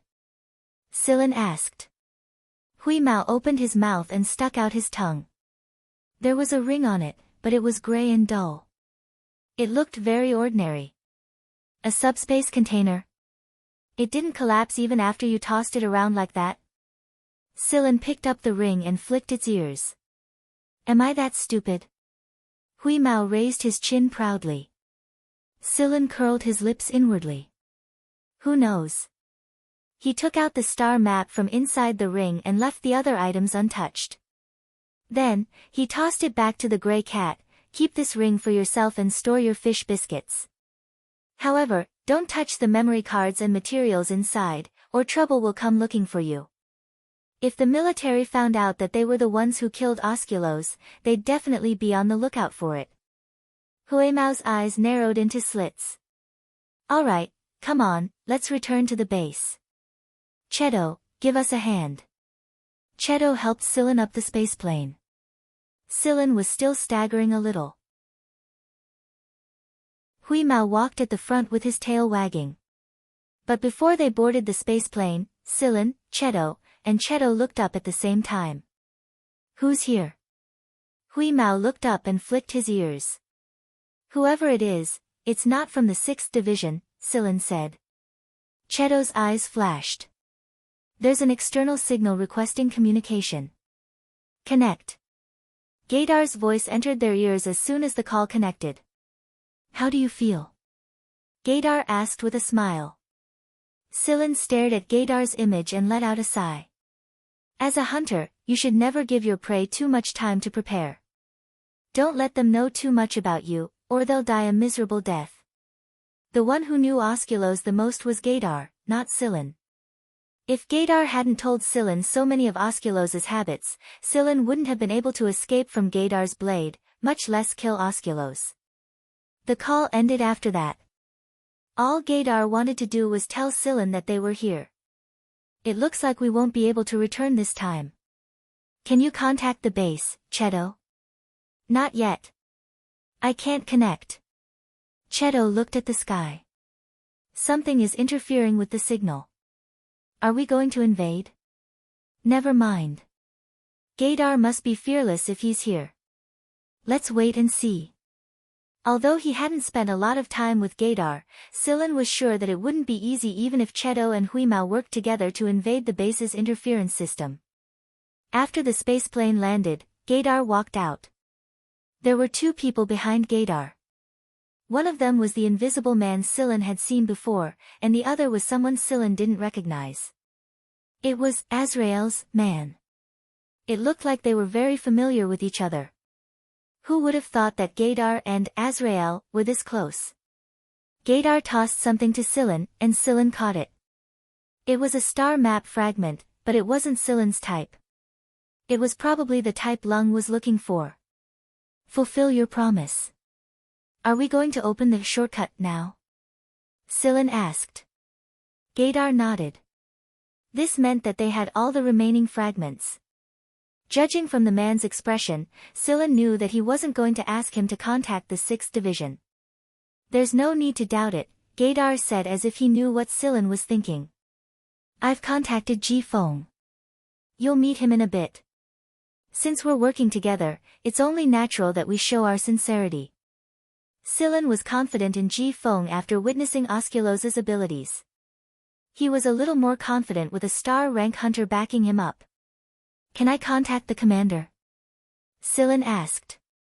No, but I can tell him what you want to say. All right then. Tell the commander to bring Sigma over, Shui Moyan said. Sigma? I don't know who you're talking about, but I'll grant your request. Gaydar shot a glance at the man playing with a yo-yo next to him. The man gave him a, "there's nothing you can do about it," expression before returning to the spaceplane. A short while later, the man returned to his spaceplane. I've conveyed the message. Then, he returned to his yo-yo. By the time Ji Feng arrived, it was already daytime in this area. Ji Feng had brought 5 people with him, all core members of the A-team. When they learned that Sillin and Hui Mao had killed Osculos, the A-team members behind Ji Feng stared at Sillin as if they'd seen a ghost. Ji Feng, however, simply smiled. Someone like Osculos would have done it sooner or later. That said, congratulations, Gaydar. You're about to become a star hunter. It looked like everyone had seen it clearly. However, the way Ji Feng looked at Sillin made Sillin's hair stand on end. It reminded Sillin of Elder Mo Heng. Sigma was silent when Ji Feng and the others brought it to the spaceplane. This was the first time it had come out in years, and it was only because of Ji Feng's shortcut.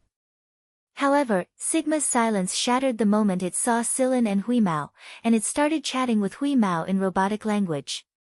No one could understand what they were talking about.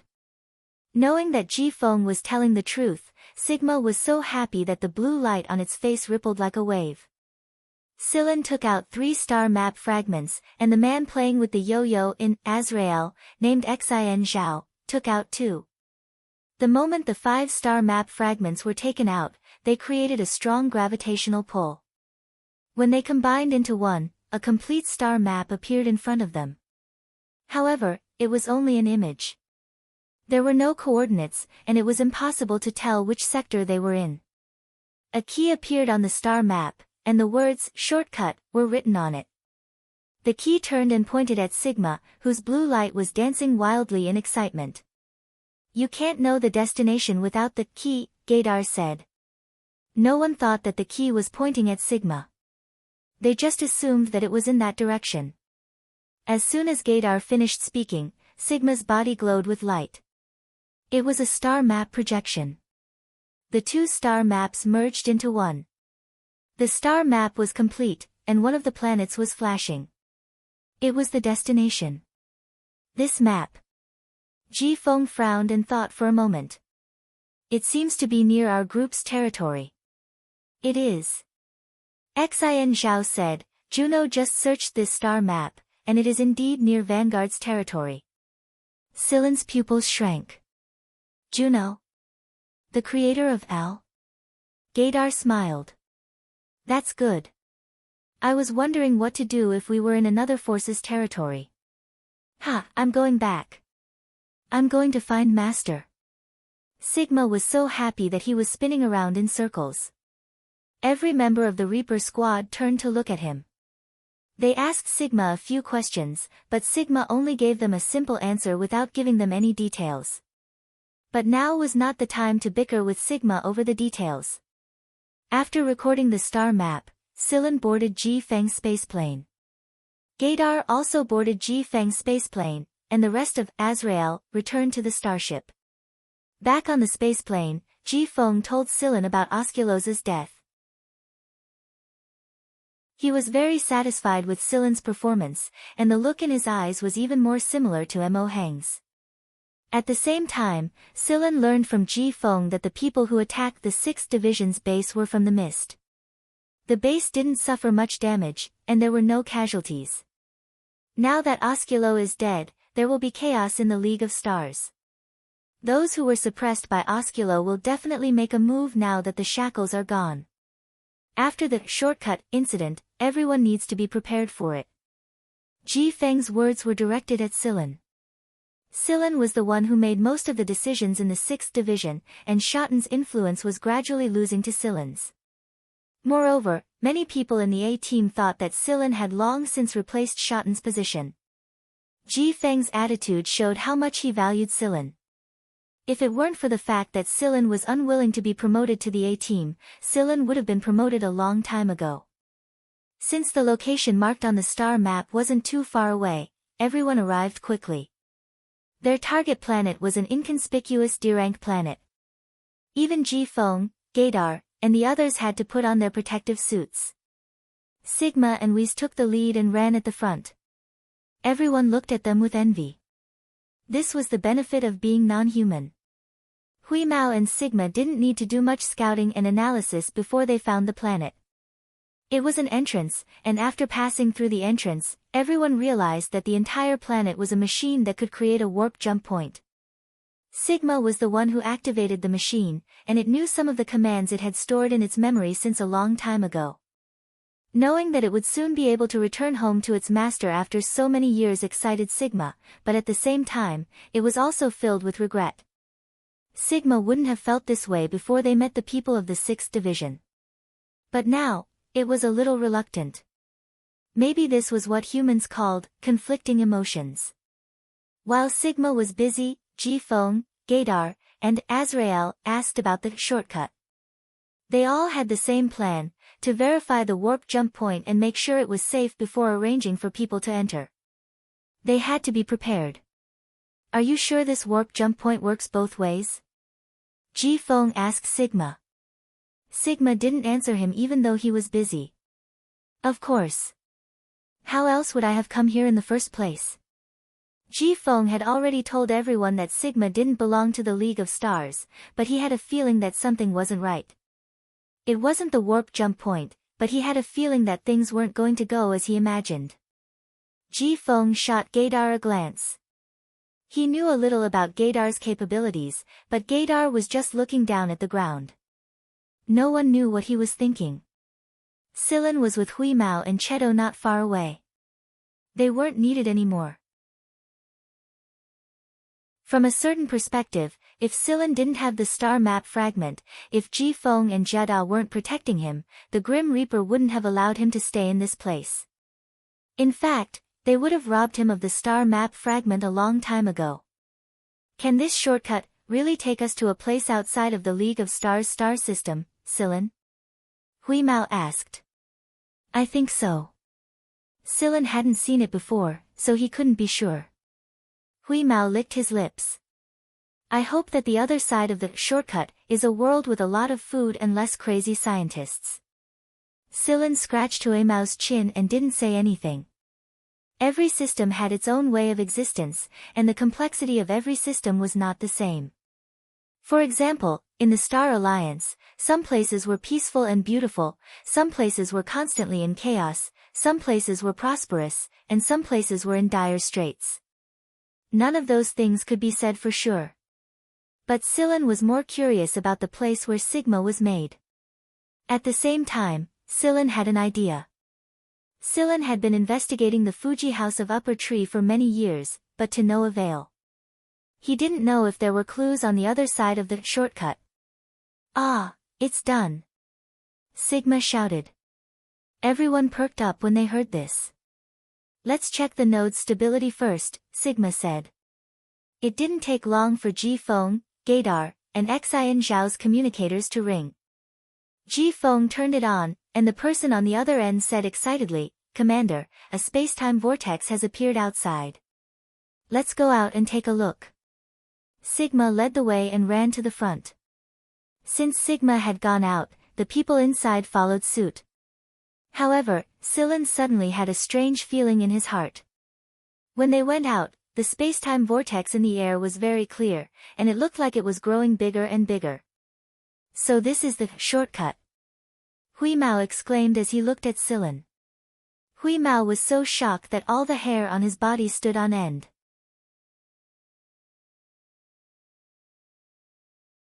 Chapter 218. The magnetic field around Sillin suddenly grew stronger and stronger. Moreover, the space around Sillin's body had already started to distort. Sillin finally understood why he was feeling so strange. The curly leaf pattern on his finger was reacting to the open space-time vortex. An enormous suction force pulled Sillin towards him. To be more precise, the suction force was directed towards the leaf curl pattern. However, Sillin, who was stuck to the leaf curl pattern, had become the one receiving the suction force. A green light appeared from the curly leaf pattern and enveloped Sillin entirely. Sillin was standing at the back of the group.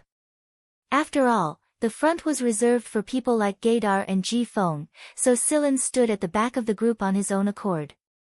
Right now, everyone was looking at the space-time vortex in space, and no one was paying attention to Sillin. That was why no one had noticed the anomaly at the beginning. When Hui Mao turned his head to look, the light had just come out from the curly leaf pattern. The light gave Hui Mao a very frightening feeling. Hui Mao often acted on instinct, so when he saw the light, a thought appeared in his mind, Sillin is going to the other side of the space-time vortex. That was why Hui Mao jumped over and hugged Sillin's arm with his claws. His tail was also tightly wrapped around Sillin's arm. Hui Mao had appeared in this world for many years, and Sillin was the only person he truly trusted. Everyone else, even the people of the 6th Division, Hui Mao's trust was still a little leeway. But what if something happened to Sillin or he suddenly disappeared? Would he be captured by those strange scientists and dissected? Also, he wouldn't starve as long as Sillin was around. If he was left alone, wouldn't he return to his original standard of living? Absolutely not. In fact, Hui Mao's actions were faster than his thoughts. The latter thoughts only came to his mind after he grabbed Sillin. Cheto was a beat too slow. By the time he arrived, the light had already enveloped both Sillin and Hui Mao, and he was directly knocked away. Even Ji Feng and the rest couldn't get close to Sillin. Moreover, the magnetic field around Sillin was getting stronger and stronger. Sillin and Hui Mao's silhouettes were starting to fade, so no one dared to force their way closer. Hui Mao spat out the ring from his mouth as he watched Cheto get bounced away. If he and Sillin weren't here, would Cheto be lonely? Would he be harassed by the other members of Vanguard? Would he starve? Would he, no matter what, the items inside the ring were enough to support Cheto's independence. It must have been hard for the cat to think of such things for Cheto during such an emergency. Truth be told, Hui Mao thought that Sillin was an absolute meal ticket, and that he would definitely live a better life than Cheto. That was why Hui Mao took care of his own people. At first, Hui Mao wanted to say something to Cheto, but he didn't get the chance to do so. The light grew brighter and brighter, and Sillin and Hui Mao's silhouettes grew more and more blurry. Finally, a ray of light flashed and shot straight into the spatial vortex above them. After the light entered the spatial vortex, it slowly weakened until it disappeared completely. Everything returned to its original state. However, the surroundings were dead silent. There was no communication. Everyone stared blankly at the vanishing space-time vortex. Did the shortcut they'd been waiting for disappear just like that? Ignoring everyone else's thoughts, Cheto reached out and caught the ring Hui Mao had spat at him. Then, he closed his fingers around the ring and held it firmly in his palm. This was the ring he stripped from Osculos. Hui Mao had always treated it like a treasure, and Sillin had even planned to use it as a granary for Hui Mao and Cheto. But now, Cheto was the only one left. Cheto tried to contact Hui Mao and Sillin, but he couldn't get a single life signal from them. Neither Sillin nor Hui Mao could be reached through their communicators. It was as if the two of them had vanished into thin air. Both of them had vanished just like that. Although he was just a robot, Cheto was experiencing a feeling he'd never felt before. He couldn't put his finger on it because it was too complicated. If he had to describe it in one word, it would be painful. Very, very painful. Sigma would express its thoughts completely, but Cheto was a lot more reserved. He still wore the same expressionless face he'd used all year round, but his eyes were starting to show a lot of emotions. It was just that Cheto didn't let anyone see it because he was staring at the ring on his finger. Eh. Sigma let out a confused cry as the blue bars on its face turned into several big vertical lines. Sigma's cry snapped Gaydar and the others back to reality. Did they go in? Xian Zhao asked. Gaydar and the others didn't say anything. This shouldn't be happening. This shouldn't be happening. Sigma yelled and charged into the passageway to check on the machine. Ji Feng and the others followed him into the passageway. They wanted to know what the fuck was going on. Sigma covered his head with both hands after he entered the passageway. The blue bars on his face were flashing irregularly. It was clear how chaotic his emotions were right now. All of the machine's energy had been used up, and the connection node's programming was messed up. Some of the instruments were suffering from major or minor problems, and it wouldn't be an exaggeration to say that their programming was messed up or damaged. It would take a lot of time to fix them. Hui Mao had created a kind of machine language, radiation before he was sucked into the spacetime vortex. Even Cheto and Sigma were affected for a moment, but they were special enough to survive it. The same couldn't be said for the other instruments. Be it the spaceplanes parked not far away or the instruments inside the planet, everything was affected and their programming was messed up. Even Death's starship, which had retreated relatively far away because of the spacetime vortex, was affected and lost control for a while. Sigma sobbed as he stared at the instruments. Then, he looked at Cheto and asked, "What do we do? We can't use the shortcut for now. How long will it take before we can use the shortcut again?" Cheto asked. Ji Feng and the others were also listening attentively. Probably 3 to 5 years. I can't say for sure. But...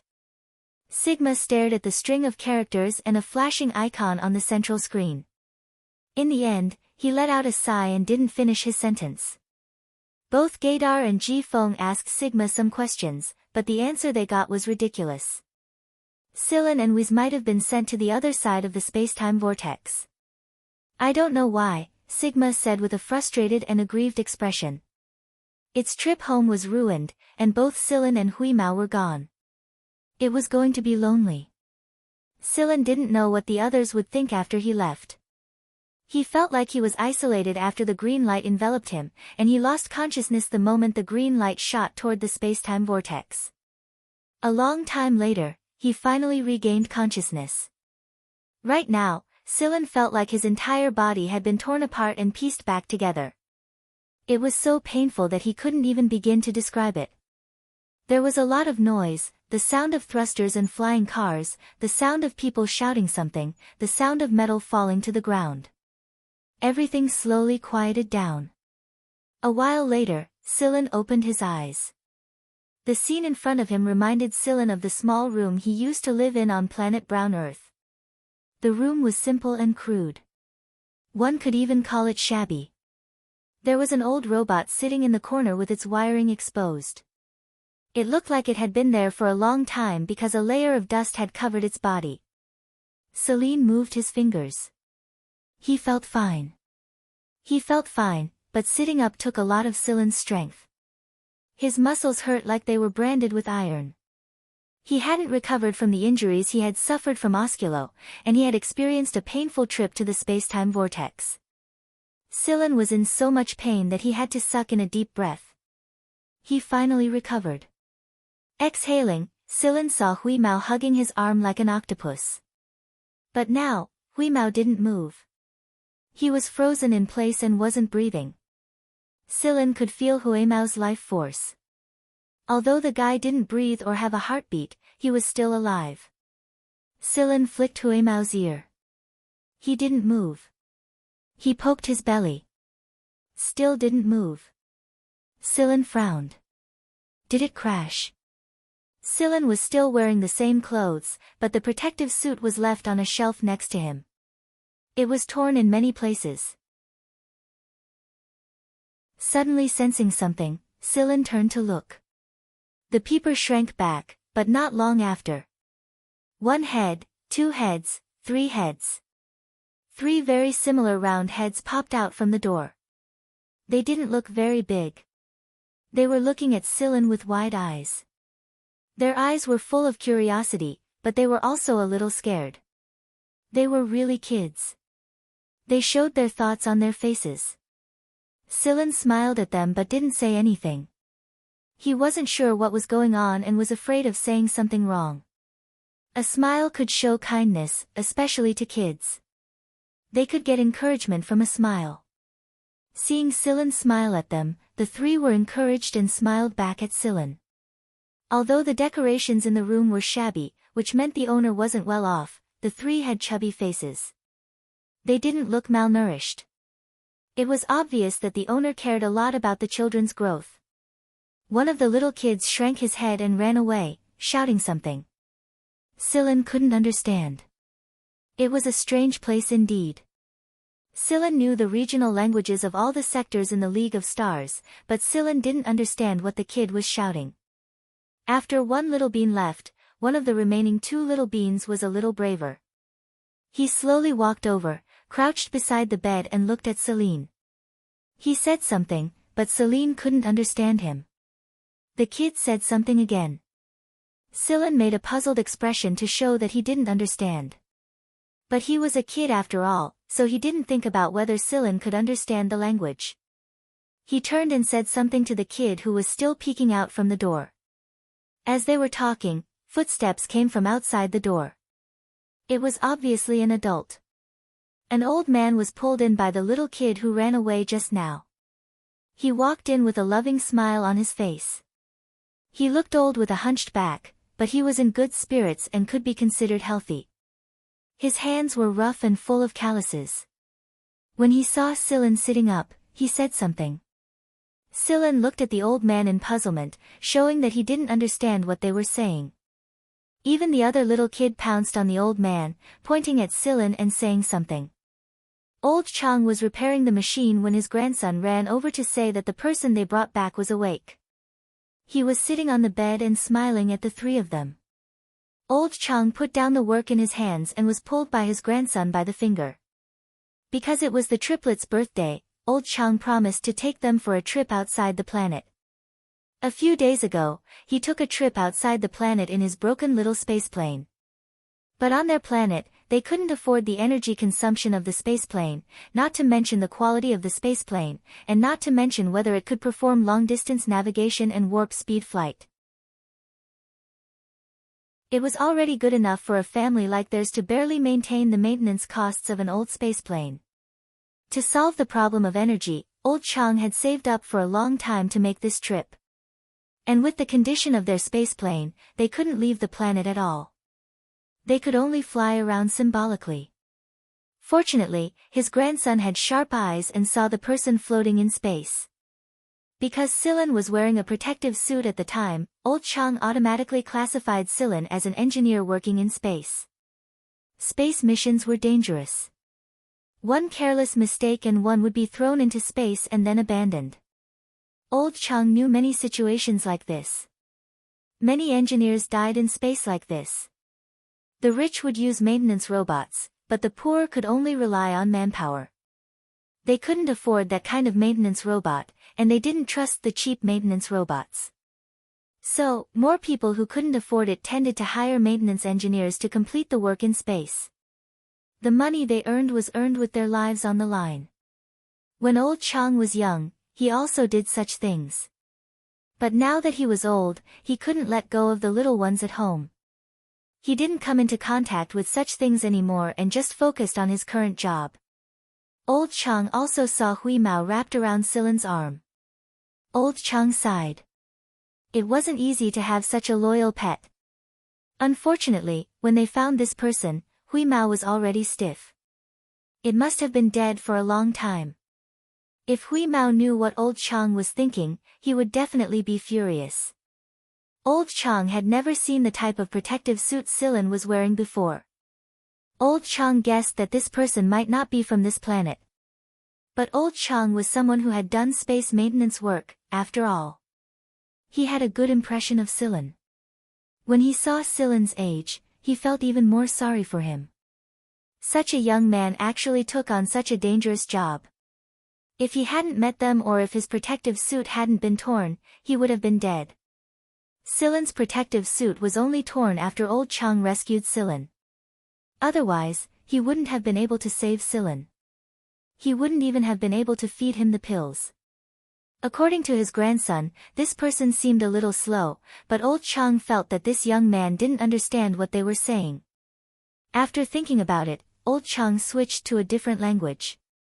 He spoke in the imperial capital's language with a strong accent, which was also the common language of the empire.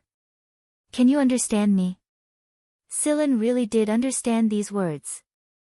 At the same time, Silen was shocked. This was very similar to the language that Genya taught him when he was young. Genya said that it was the language of his hometown, but Silen hadn't found such a language in the League of Stars. He didn't expect to be able to hear it here. Yes, I can understand some of it, Silen said tentatively. Hearing Silen's words, old Chang's eyes lit up. So you're from the Imperial Capital Star region? Silen scratched his head, looking embarrassed.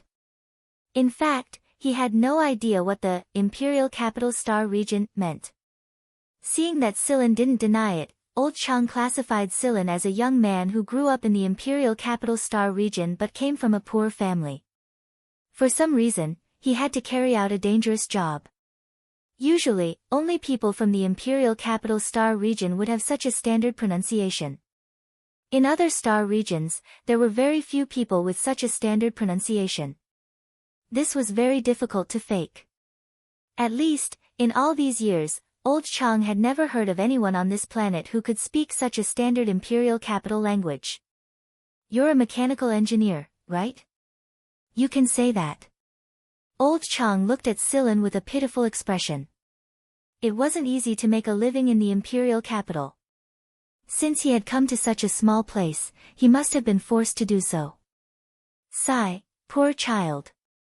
Silen maintained his most superficial smile, but when he saw old man Chang's expression, which was 70% pity and 30% affection, the corner of his mouth twitched again and again.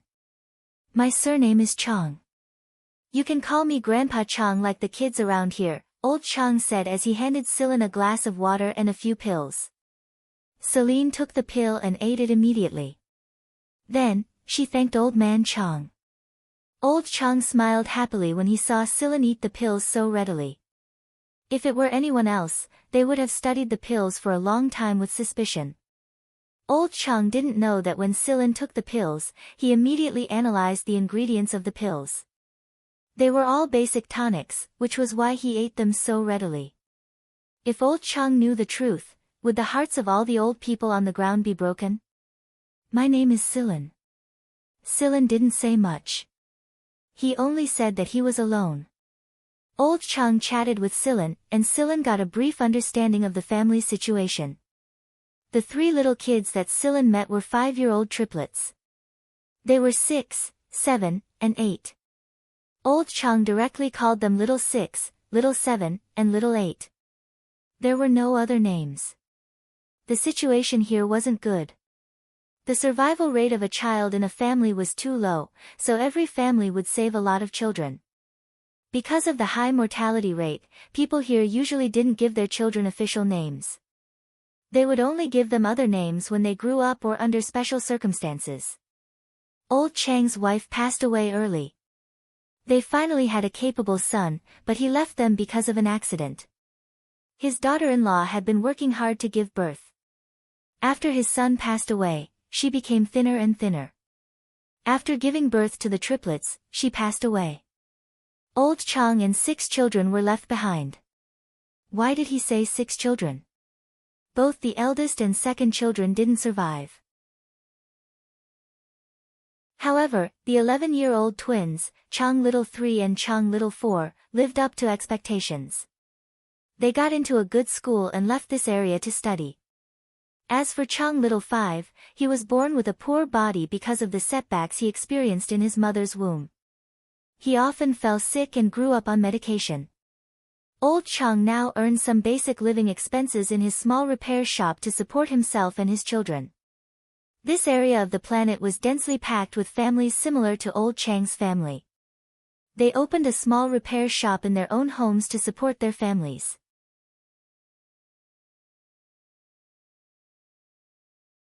Chapter 219. Early in the morning, Old Man Chong had already opened his small repair shop.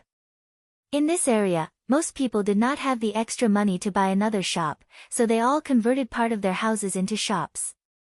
Some houses had shops on the ground floor and housing above, while others had shops at the front and housing at the back. In short, the shops and housing were basically connected, so this area felt more crowded. There was no pattern to the distribution, and from a high altitude, it looked like the ground was cracked randomly. The surrounding houses were not tall, mostly 2 or 3 stories, and there were fewer 5 or 6 stories. Small worn-out aircraft and flying cars that were as old as Yudo's old car could be seen everywhere. Old Man Chang's house was not big, but it had 3 stories. The first floor was used as a shop, and the second and third floors were residential areas. Perhaps it was because there were too many people back then that there were more rooms. The room that Celine stayed in was only one of the larger ones. It used to be Old Man Chang's room, but in order to take care of his grandchildren, Old Man Chang moved in with his 4 grandchildren. Although the triplets were only 5 years old, they were very sensible. Despite their young age, they helped Old Man Chang a lot. Just like now, after Old Man Chang opened the shop, Chang Xiaolu and Chang Xiaoba helped to deliver parts and clean the machinery. When they saw that Old Man Chang was tired, they would bring him a glass of water. Chong Little 8 was with a girl. She was the child who hid behind the door and did not approach Celine from the start. He was not as open to strangers as his 2 older brothers, but one could tell from the look in the little fellow's eyes that he was actually a clever child. Grandpa, Little 7 went to bother that big brother again. He's not coming to work. Chang Xiaoba handed Old Man Chang a glass of water and complained with a pout. In the past, the triplets worked together, but now only Chang Xiaolu and Chang Xiaoba were here to help. That mischievous Little 7 had run away again. Old Man Chang rubbed his granddaughter's head and said with a smile, "It's fine. I told little Seven that he can watch from the side, but don't disturb his rest. Little Seven will come down later when he's bored. Old man Chang knew his grandson well. Silen was sleeping most of the time, so he could recover faster. Therefore, if Chang Xiaoba went, Silen would most likely be sleeping, and no one would pay attention to little Seven. This way, little Seven would not be able to stay idle. He would come down later to watch. It wasn't that old man Chang wasn't wary of outsiders. It was just that old man Chang felt too much pity for Silen. Silen was sent out on a space maintenance mission at such a young age. Although his family was poor, old man Chang would never allow his grandson or granddaughter to develop in that direction. Thinking of similar experiences when he was young, old man Chang could not help but sigh. How Silen. However, old man Chang had guessed wrong this time.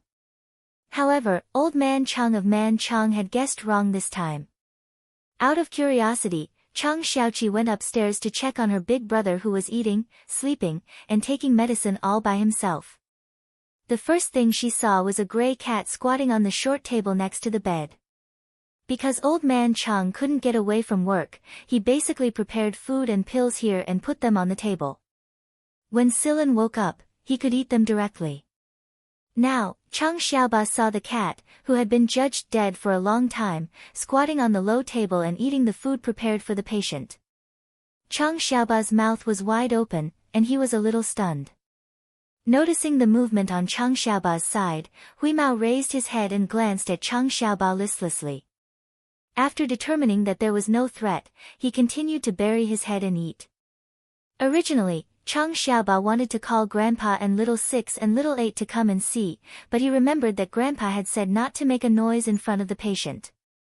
However, Chang Xiaoba was now very curious and did not want to leave. After all, he was a child, and it was difficult to suppress his curiosity. Chang Xiaoba looked at Huimao, and then carefully and slowly moved to the side. Until Chang Xiaoba walked to the side of the low table, Huimao did not raise his head, but his ears moved along with Chang Xiaoba's movements. Chang Xiaoba bit his finger, and seeing that Huimao did not look at him, he lowered his voice and whispered, "Kitten." Huimao's ears flickered, but he still did not raise his head. There were two reasons why Huimao ignored Chang Xiaoba. First, it was eating, and was not in the mood to pay attention to this little brat who had almost zero fighting power. Second, it did not understand what this little brat was saying at all. Chang Xiaoba continued to bite his finger, and shouted twice, but seeing that Huimao still ignored him, he became bolder, and raised his chubby little hand, which still had a dimple, towards the cat's head, and poked. After poking, he immediately withdrew his hand. This little brat still had this bit of intelligence. Huimao finally raised his head and glanced at Chang Xiaoba. His eyes were still in a lazy half-open state, and his mouth was still chewing. He lazily blinked his eyes, lowered his head, and continued to fight with the food. Chang Xiaoba was now full of energy, and after Huimao lowered his head, he continued to poke. However, this time he did not poke. Just as he was about to poke the cat's head, Huimao raised his front paw and slapped it down, then stepped on it. Huimao did not extend his claws. After being in contact with humans for so many years, he still had a basic understanding. After this series of actions, Huimao still did not raise his head, and continued to step on Chang Xiaoba's chubby little hand, and continued to bury his head in his food. Chang Xiaoba, who had his chubby little hand stepped on, did not cry, but instead chuckled. It did not hurt. Of course it did not hurt. Huimao did not use much force, nor did he extend his claws. Instead, the soft pads of flesh on the sole of his foot made Chang Xiaoba feel very comfortable. Chang Xiaoba's guts grew, and his playful heart grew. He pulled out his chubby little hand, and then immediately covered Huimao's sole. Huimao finally raised his head again, stuck out his tongue, and licked his lips, and looked towards Chang Xiaoba. Right now, the little brat was happily looking at him. He yawned lazily, and habitually prepared to lick his paw, but he realized that the situation was not right, so he pulled his foot out from under Chang Xiaoba's chubby little hand, licked it, wiped his face, and then covered Chang Xiaoba's chubby little hand again. Chang Xiaoba laughed happily, pulled out his hand, and covered Hui Mao's paw again. Hui Mao, so, when Silen woke up, he saw these two childish guys playing a paw-folding game.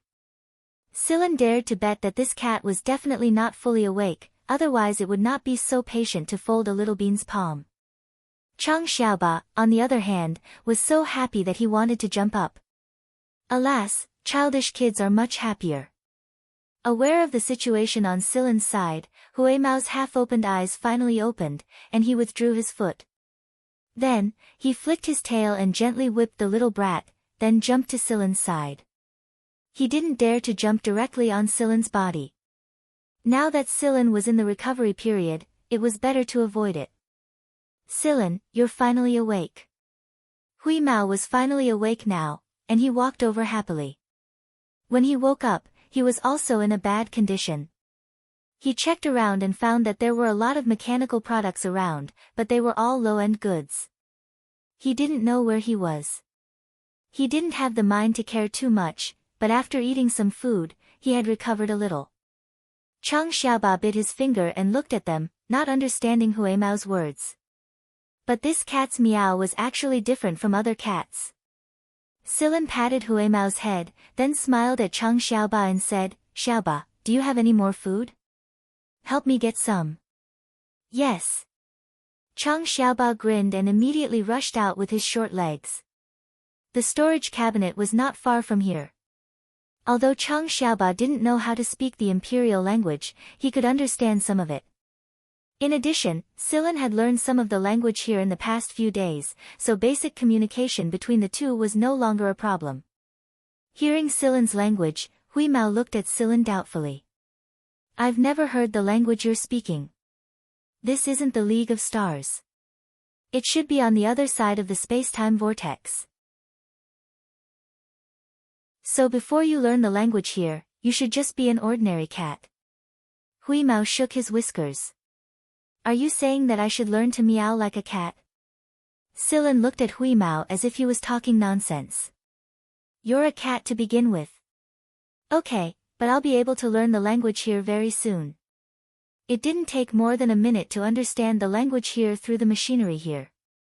"By the way, Silen, you don't look right now." Hui Mao raised his paw and pointed at Silen's face. When he woke up, if he hadn't been too familiar with the connection between him and Silen, he would have really thought that the guy lying next to him was someone else. "Don't look right." Silen propped himself up and looked at his current situation through the reflection of a small metal plate not far away. He couldn't help but laugh. It seemed that when he passed through the space-time vortex, the genetic phenotype had been reset and returned to his original appearance. The current Silen had returned to the appearance he had on planet Brown Earth. His physique had also undergone some slight changes. Silen rubbed his face and felt that this face was still the best and pleasing to the eye. No matter how much the genetic phenotype was artificially changed, it was still not as comfortable as his original appearance. "This is my original appearance," Silen said. "Oh." Hui Mao looked at Silen curiously.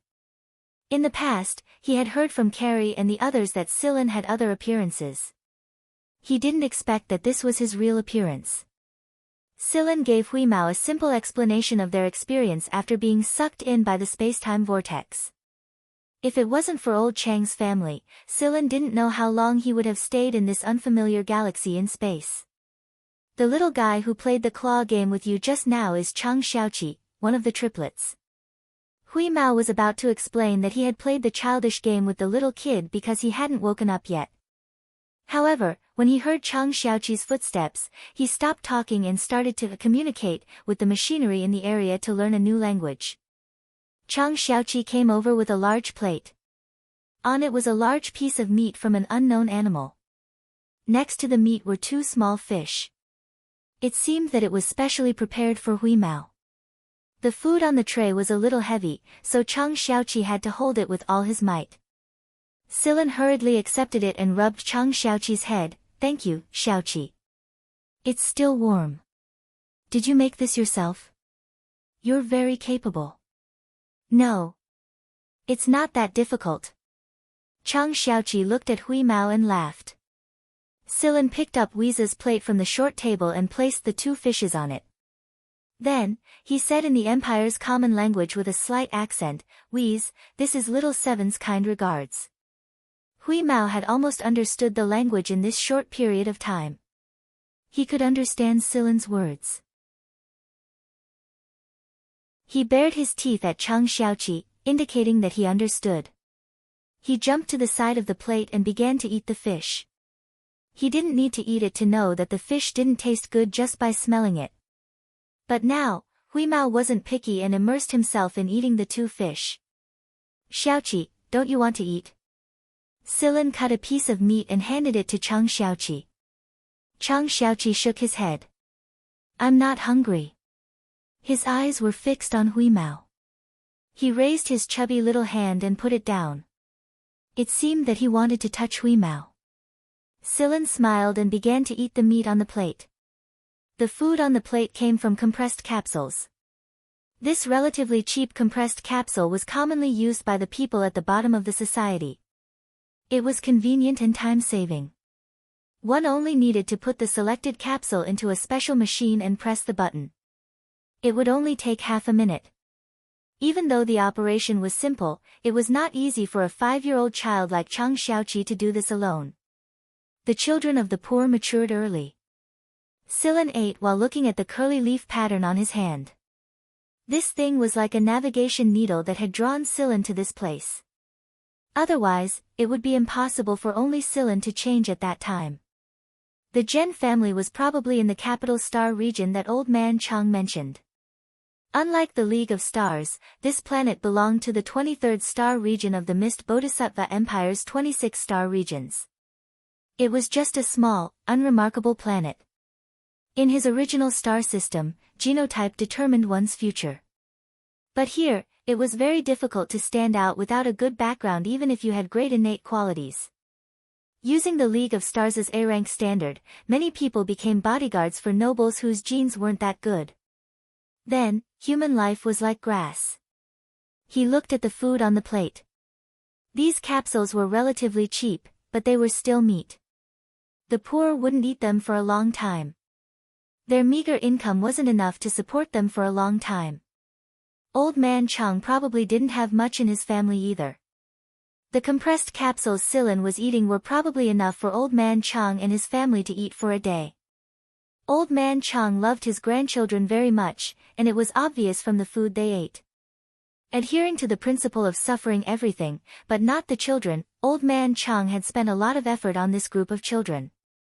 The family's savings had not increased much, and a large part of the reason was that this group of half-grown children had eaten. The triplets were chubby, and it was obvious that they hadn't starved much in the past. Chang Xiaoqi watched happily as Hui Mao finished the 2 fish. Hui Mao didn't hesitate to say, "Thank you," to Chang Xiaoqi after he was done eating. He spoke in the local dialect perfectly. Chang Xiaoqi's eyes widened as he pointed a chubby finger at Hui Mao. You can talk." Hui Mao licked his paws and wiped his mouth. "Why can't I talk?" Chang Xiaoqi didn't answer. But when he saw Hui Mao's silly smile, he thought of something and ran downstairs. "Grandpa, little 6, little 8, there's a smart cat here." The corner of Silen's mouth twitched. It seemed that in the eyes of these little kids, a handsome guy like him was far inferior to the foodie Hui Mao. When Hui Mao heard the words "smart cat," he immediately classified Chang Xiaoqi as someone who had a discerning eye for talent. He squatted there and raised his chin, looking like he was an elite. Old man Chang, who was repairing the machinery, put down his work, wiped his hands, and walked upstairs. Next to him, Chang Xiaolu and Chang Xiaoba, who were helping him, immediately rushed upstairs when they heard Chang Xiaoqi's shout. They were surprised to see the cat, which had been thought dead for a long time, squatting on the low table proudly. Old man Chang, in particular, carefully tapped the cat. At first glance, it didn't seem different from other cats, but when he observed it closely, he found that it was very spiritual. "Grandpa, Grandpa." Chang Xiaoqi took old man Chang's hand and said proudly, "The kitten said hello to me." Chang Xiaolu and Chang Xiaoba's eyes lit up. There were people on their street who had pets that they could talk to, but those families treasured them. The triplets had only seen them from afar a few times, but they had never gotten close to them. When they heard Chang Xiaoqi's words, Chang Xiaolu and Chang Xiaoba couldn't hold themselves back. They surrounded Hui Mao and chattered. When he heard the triplets' praise, Hui Mao raised his head and puffed out his chest, pretending to be serious. Then he said in a standard dialect, "Hello." Glancing at Hui Mao, who looked serious, but who knew if Hui Mao's heart was already fluttering, Silen curled his lips. What a moron. Silen introduced Hui Mao to Old Man Chang and the others again. This is a pet that I met by accident a few years ago. It has been following me ever since. Its name is Wheeze. When he heard Silen's words, Old Man Chang didn't think too much about it. He smiled and watched the triplets talk to Hui Mao.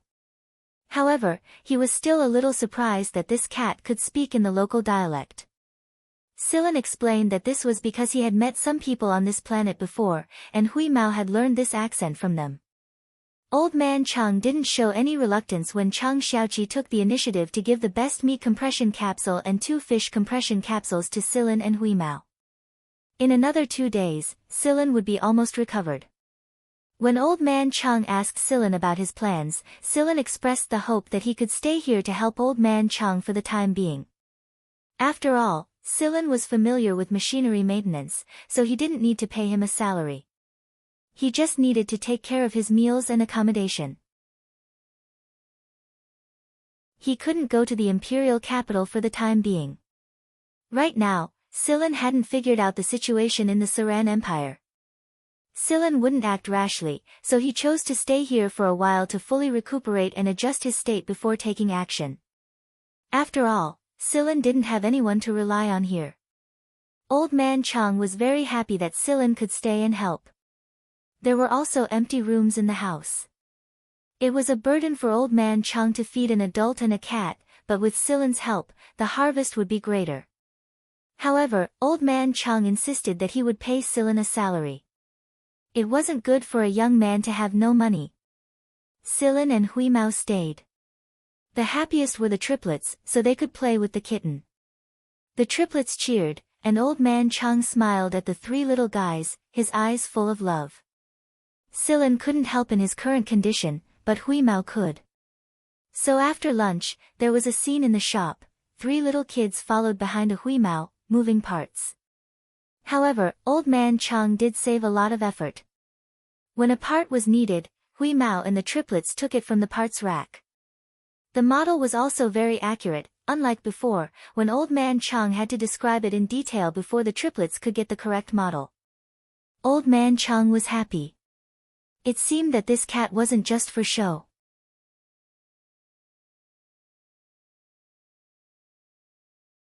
Chapter 220. 2 days later, although Silen hadn't fully recovered, he was able to move around quite freely. Old Man Chang had been in a good mood for the past 2 days. Although Hui Mao didn't look reliable, he proved to be very useful during Old Man Chang's repairs. He worked extremely fast with the 3 little beans in tow. Old Man Chang usually earned 100 MB a day at most, and that was when he had work to do. If he didn't, he wouldn't earn anything. That being said, Silen heard that things had been going well for the past 2 days. He received 1 or 2 orders every day, and Old Man Chang's average income was over 120 MB. Old Man Chang was so happy that he went out of his way to buy a box of compressed fish capsules and cooked for Wheeze every day. After Silen regained his freedom, he helped Old Man Chang with his work. Old Man Chang was a repair shop, and he wasn't the only one. The entire street was filled with repair shops. Repair shops were quite famous among the lower class. One reason for this was that the repair fees here weren't expensive, and the other reason was that many people knew each other. They were all on the same level, so they took care of each other. Old Man Chang's shop was not considered big in the repair shop street. There were many shops that were bigger than Old Man Chang's, but Old Man Chang was quite content. After all, there was a limit to his manpower. Old Man Chang knew how many orders he could take, and if he couldn't handle more, the customers would get impatient. Most of the people who visited Old Man Chang's shop were acquaintances, and one of them was one of them. The owner of the car had gotten into some friction with another flying car while making a delivery. He didn't think much of it at the time, but when he came back, he discovered that the car consumed a lot of energy, and it wasn't fast at all. He made a strange noise every 2 steps, so he decided to take advantage of the fact that he didn't need to make a delivery today to get his car repaired. After complaining for a while, the owner looked at Old Man Chang. "Old Man Chang, can you fix this car today? I still have to make a delivery tomorrow." Old Man Chang thought for a moment before saying, "I'll put this order on hold for now. Since you need it urgently, I'll fix your car today. It should be ready by tomorrow." "Ha, Old Man Chang, I knew your shop was the best. I still have to go back to work, so contact me when you're done." Usually, there would be a queue in the repair shop, and regular customers would be taken care of. For this car owner, Old Chang's shop was a regular customer with a good price. Hearing Old Chang's words, the owner of the car was quite satisfied and left after saying a few words. When Silin came down, he happened to hear the man saying goodbye. Looking at the flying car parked at the maintenance station, Silin had rarely seen this kind of flying car when he was in the League of Stars. The flying car looked rather old, probably more than 10 years old. It wasn't big, but it had a lot of space inside. There was even a small compartment at the back that was specially used to transport small amounts of goods. You can often see this kind of car on the maintenance street. Old Man Chang put down the machine he was repairing and took a sip of water from his grandson. When he saw Silin coming down, he smiled. "Silin, how do you feel?" "Pretty good."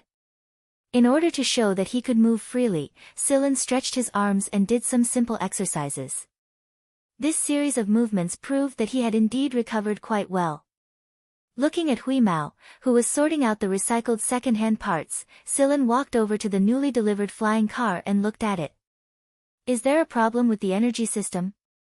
Old Man Chang nodded. He adjusted the joystick at the side and moved the maintenance station a little further in, raising a partition in the middle. Seeing Silin look over in confusion, Old Man Chang explained, "You can't let children come into contact with this." Silin nodded in understanding. When it came to important metals or energy systems, Old Man Chang definitely wouldn't let his grandchildren come into contact with them. It didn't matter to adults, but it had a huge impact on children's growth.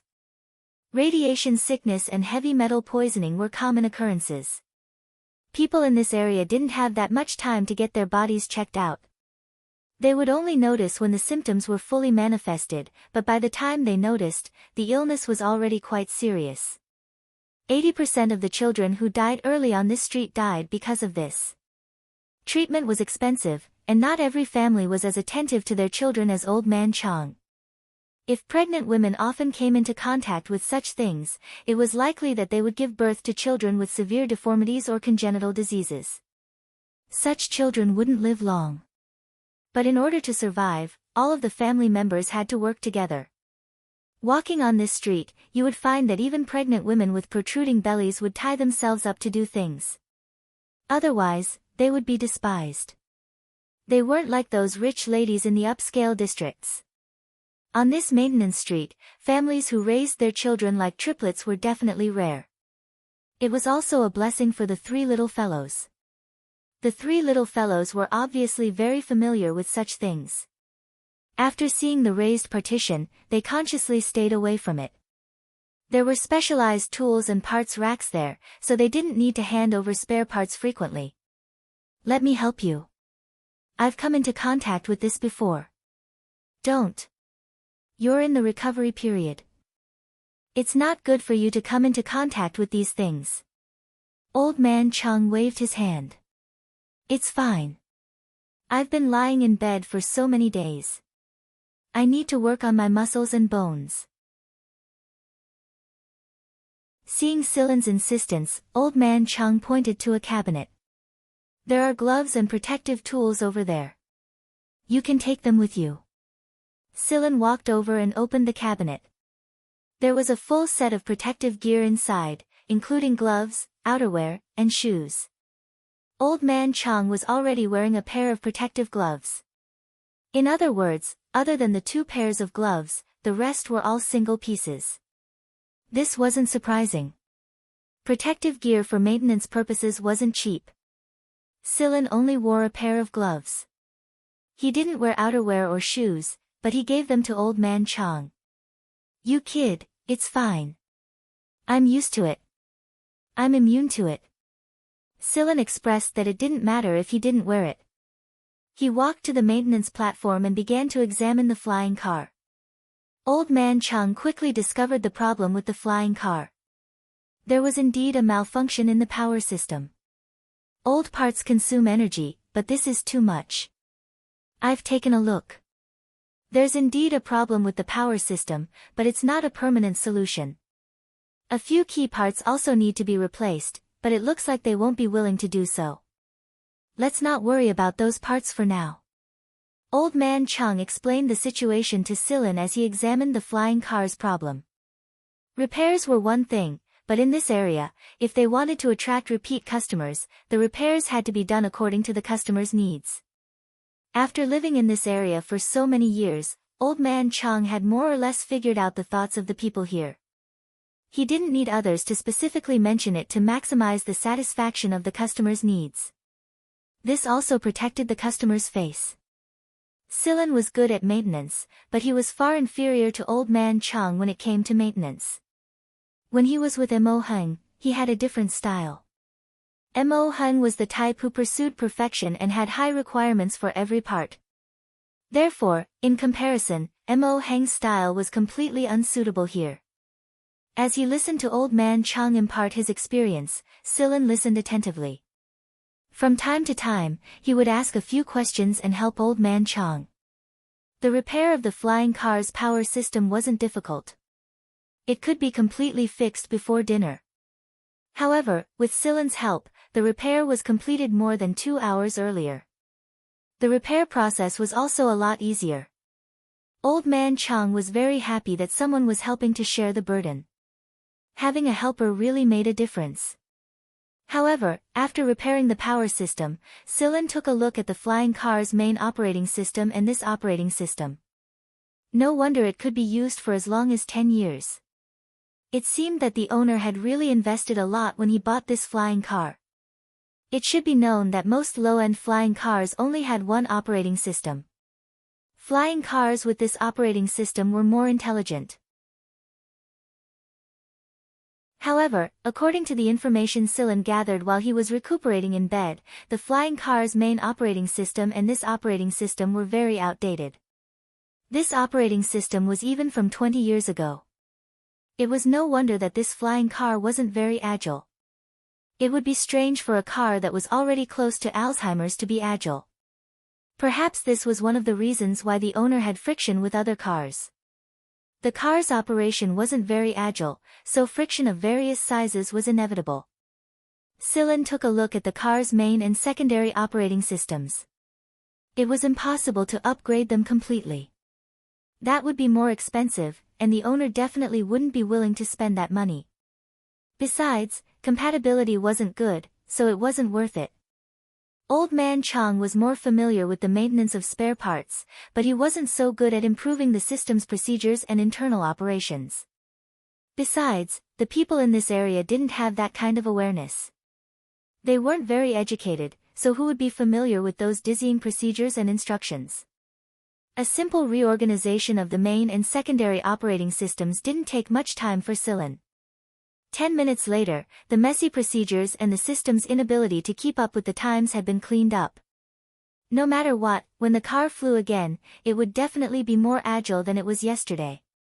Old Man Chang didn't stop Silen from fiddling with the internal operating systems. He could tell that Silen was quite confident. This was the confidence of a maintenance engineer. Old Man Chang just watched quietly from the side. After Silen was done, he started the flying car to test the results of the repair. Needless to say, it was indeed a lot better. Good job, kid. You're quite capable. I don't know much about this. I just know a little about it. No need to be humble. Come on, follow this old man to another order. Let's try to fix this machine before dinner. Seeing that old man Chang was done with the repairs and the partition on the other side was lowered, the triplets and Hui Mao happily came over and helped hand over the tools and parts.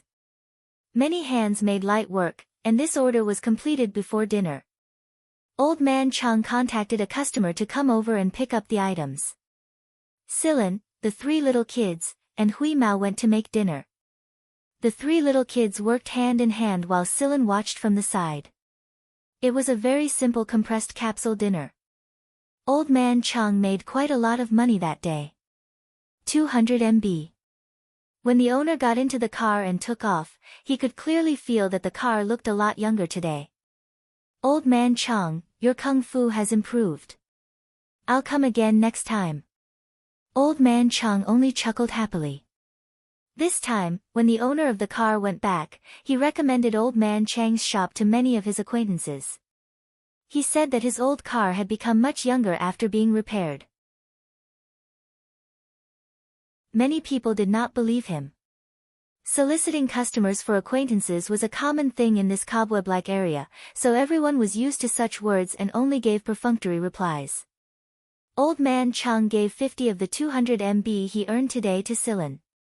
Silin didn't refuse. This was what old man Chang had agreed to, so he couldn't refuse. Little Seven was very excited during dinner. Grandpa, fifth brother should be back tomorrow, right? Yeah.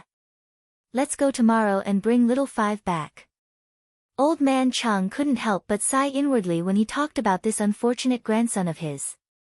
His smile faded a lot.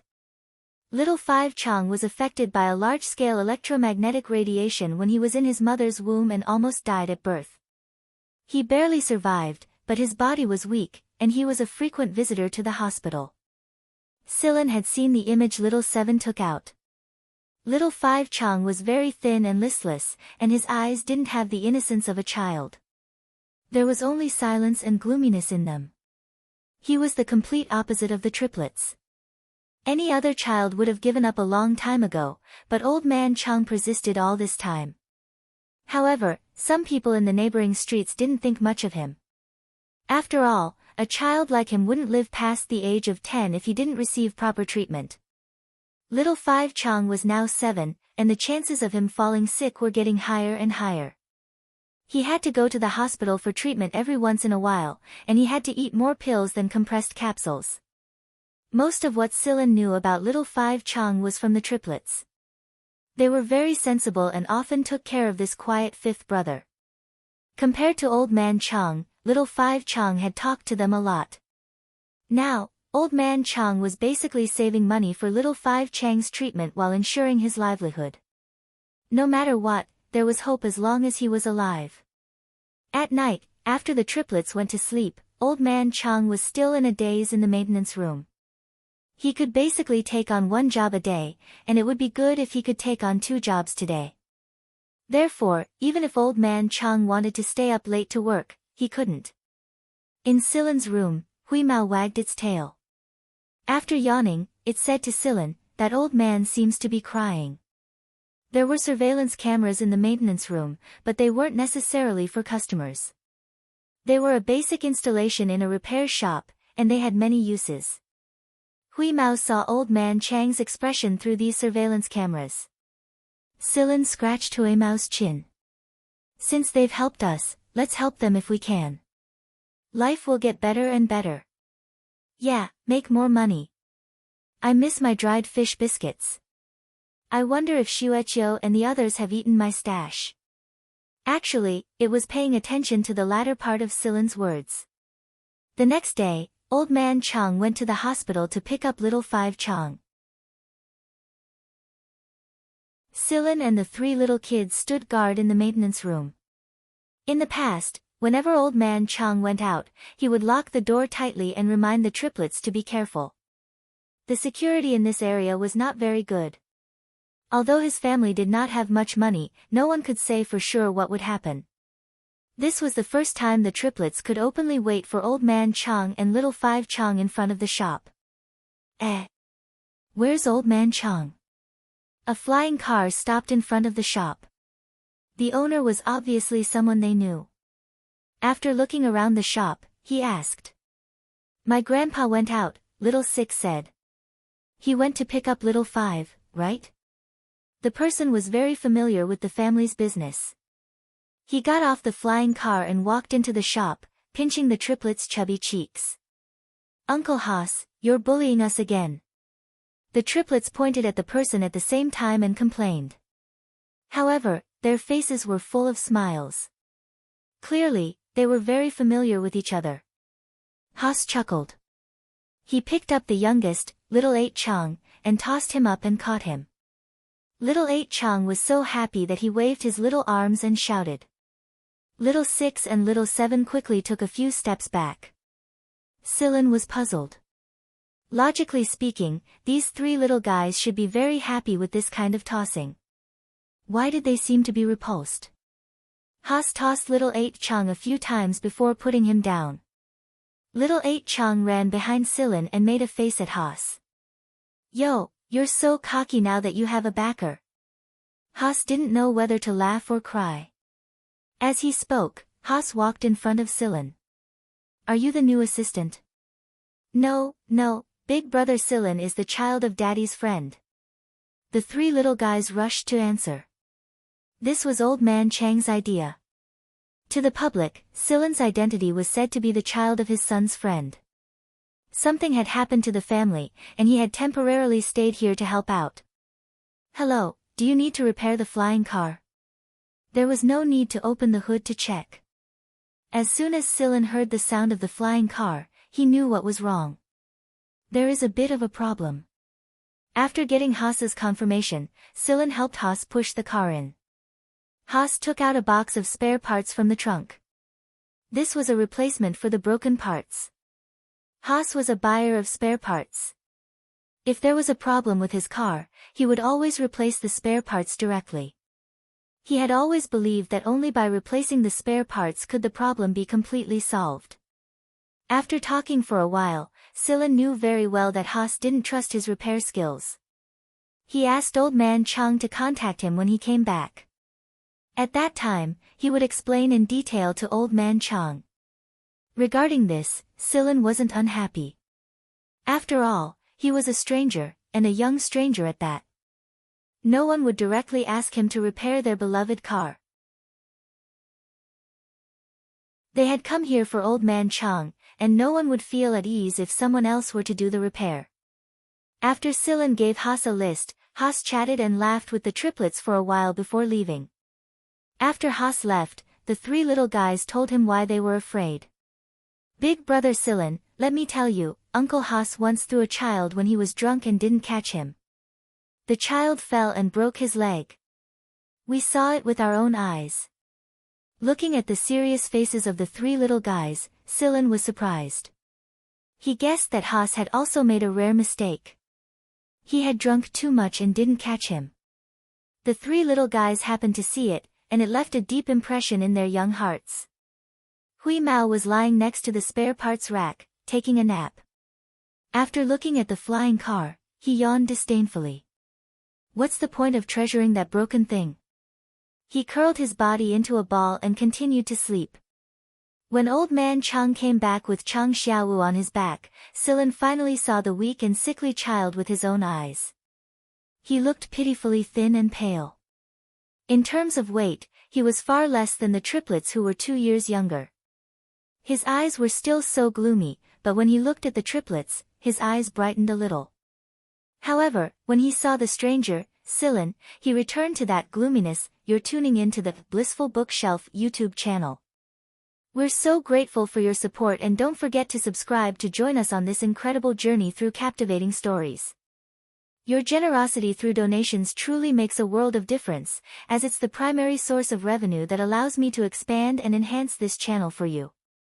Thank you from the bottom of my heart for being a part of this adventure.